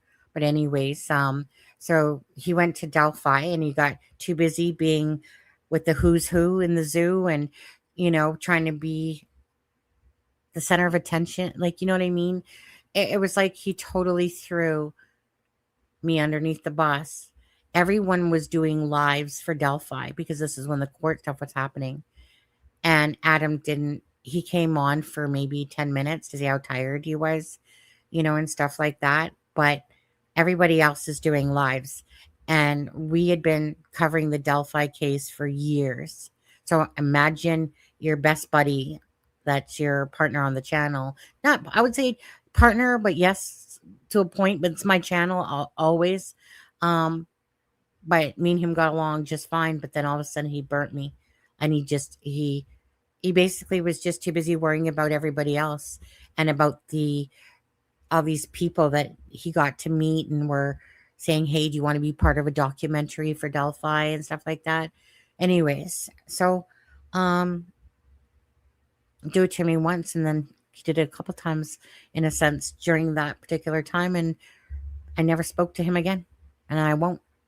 You know, he tried coming in the chat one time, but no. You do me dirty. Uh-uh.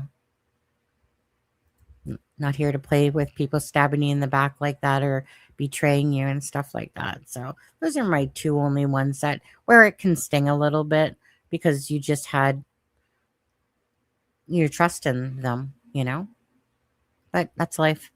It kind of is like we are family now. I see so many. Yeah, absolutely. I mean, that's how I feel that the people that are in this channel, you know, most of you guys are family, right? And the new ones come along sometimes and then they remain.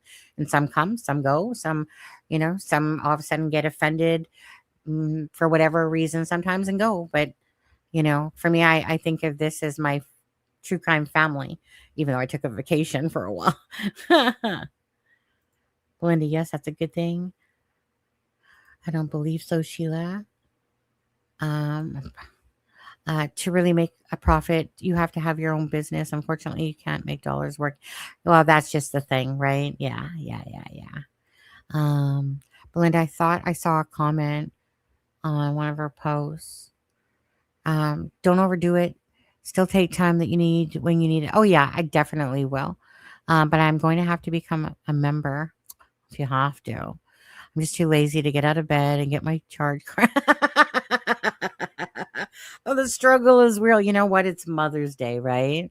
You just take it easy there. Rest up. Get those feet walking tomorrow. Don't worry about that. You know. Hope Char. Yeah, Char's doing okay. She was in here for a couple of minutes anyway, but you know, it's Mother's Day, right? Right, Alexa. But it's like Alexa lives like 3 hours different. So she's, you know, 1 hour shy of Nova Scotia. So she's like 9:44 right now. She's a night owl herself, though. Me too, Carrie. What happened to Charmaine? Nothing happened to Charmaine. She was in here and then, you know, probably Mother's Day stuff with her kids and stuff like that or whatever she's doing. DT lost a great person in his life. He really did. Yeah, but then that just really showed the true colors, right? But it took a while because I never would have thought that he would have done stuff like that. No. And it was all about ego. It was just all about to prove a point. And so, you know, whatever. Too bad, but whatever. Shakir is waiting in some scary test result. She is waiting. Oh, prayers. My blood pressures never rose during lives unless I watched this. I'd be fuming every time. Okay, I'm just trying to. I couldn't handle that channel, and then there are a few others I couldn't and can't handle either. Yeah. Oh my God, I'm telling you. There's some channels. You know what? And maybe it's not such a great quality to have, but honestly, I don't give a rat's ass if I could get certain information out of somebody or whatever. If I don't want anything to do with you, I'm certainly do not give two flying fucks if you possibly have any information that I might want or need. If I just simply don't like you, I don't need anything from you. You know, I don't care, you know, if it comes to information or whatever. I don't care about that stuff, you know. I think that it's side of the camp that is putting out a bunch of crap. Like I said, drama, llama. Let, you know, at the end of the day, Jack and Lily, you know, people want to freaking keep spouting off or creating shit like that. It's honestly best just to not care. Like, sometimes people would tell me, like, Sunny, this person channel saying this about you and that. Don't care. I really don't at all, right? If you know who you are and you're fine with it, it's just like bigger life problems than to worry if somebody's talking a shit about me. I don't care. Where is the truth? Yes, every time someone speaks out, notice they start getting threats. Yeah, a lot of that happens all the time, you know, like crazy shit. Yeah, and then that's in many cases, it's people get just crazy happening to that. Like, there's not a case I can think of that I followed where that stuff doesn't happen, to be honest with you. I had ADHD really bad, but I do enjoy your channel. I come and gone and then came back.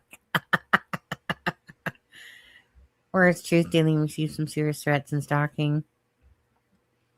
Team and bag lady and stuff like that. Big hug, Sharon. Yeah. Just let people do what they want to do. Like I said, I just like to stay clear of as most as I can. Sometimes you get put in it and stuff like that, you know. And other times I don't mind a little bit here and there. You know, it's like one of those feel good moments sometimes. Threats, that is. Daleen is professional with a career. They have nothing to lose. I know who I trust.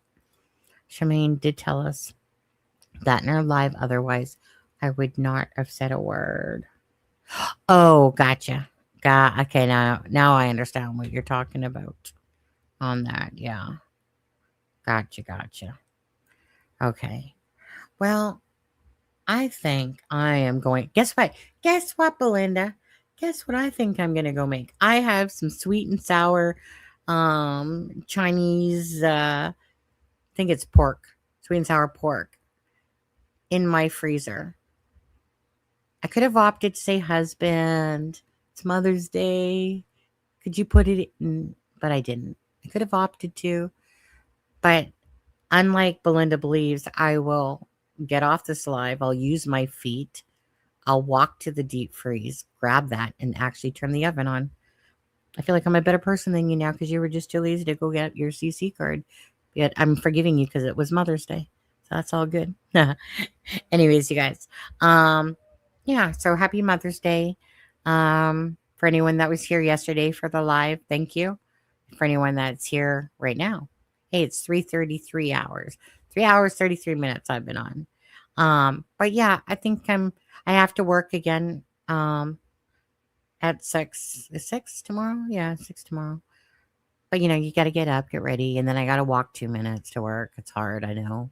But anyways, nice to see you guys. Appreciate it. For everyone that there's new members, let's just do this really quick. Robin, new member. Julie, now you're spoiling us for 2 nights in a row. Fantastic effort last night. Julie became a member also. Nurse has been a member for 10 months. Maintaining hope for Jack and Lily are found. And Christina Sweeney became a new member of this. Now, again, I will probably, for anyone watching this, again, I'm going to say what I said at the start of this live. If people want to be able to talk in this channel, then become a subscriber, you know, because I feel a bit used a little bit that people will come in here and have the ability to chat, you know, whatever it is, to slag off or whatever. So I'm going to keep doing this. I'm going to keep having it in subscriber mode. And either you can subscribe and not be able to, and be able to chat, or you can not subscribe and not be able to chat. Unless it's a super chat. That's about it. But anyways, I think that, because I feel like that's fair, right? The people that deserve to have their comments looked at the most are the people that actually are subscribed to the channel, that actually, you know, are invested in coming back and watching the content and stuff like that. You know, so I feel like that's fair. You guys think that's fair? I feel like that's fair. So just quickly, where's the truth? Have a good night, Sunny and everyone. Bah. Violet, thank you, Sunny. Thank you for being back. I will be doing more lives for sure again. I really hope you enjoy, Sunny. Belinda, I think I will. I'm sure it's not even going to come to close to the standards of what you had today. You know, but hey, I'll take it. It's a second. You are hilarious. I'm so happy you are back. Night, sweet lady. Love you, Belinda. Thank you so much. And I'm talking about the other Belinda, not Belinda Gray this time. Okay. Sharon Parker. Again, biggest hugs to you. Alexa, love you, girl. Have a good night, everyone. Stay safe. It will be nice when Alexa can join us, talk about this case. I really want her insight and input. Happy Mother's Day. Absolutely. Share cares. Thank you, Sunny. Happy Mother's Day, everyone. Wait, did I miss someone? Oh, I'm so bad. I was like, just as I was scrolling up things, I was like, didn't Pinky do a donation?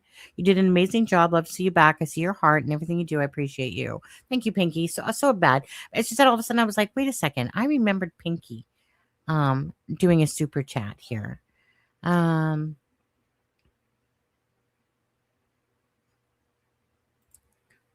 Thank you. Love you. Love you too. Love you 3. Love you for me. All right. Good night, Sharon, says Alexa. Good night, Belinda. Good night, Sir Ellen. Good night, John Boy. Happy Mother's Day to all of you, Sunny. Hi. Night, Tom Lou. Little Black Bear. Night, Sunny, everyone. Glad you're back. Thank you. Thank you. Just doing the loves and hugs part. Same to you, Belinda. Good night, all. Yeah, see, we're just having a hug a lot. It's Mother's Day, so we can be overly huggy today and full of love and care. Linda, share cares. Good night, lovelies. Oh, now you sound like Steffa. She always uses the word lovelies. And Melissa, she was here, not here. Well, she says that channel's wrong anyway. Rest up. All right. You guys, again, biggest hugs and prayers. Again, answers for Jack and Lily. That's what I care about. Again, whoever side somebody's on, don't matter. As long as people are searching, caring to find out, what happened to Jack and Lily. That's what means the most. All right. Good night, guys. Have a good one. I'll see you when I see you. Not sure. Maybe I'll prop up tomorrow. Maybe I won't. We'll see. Anyways, take care, guys. End stream.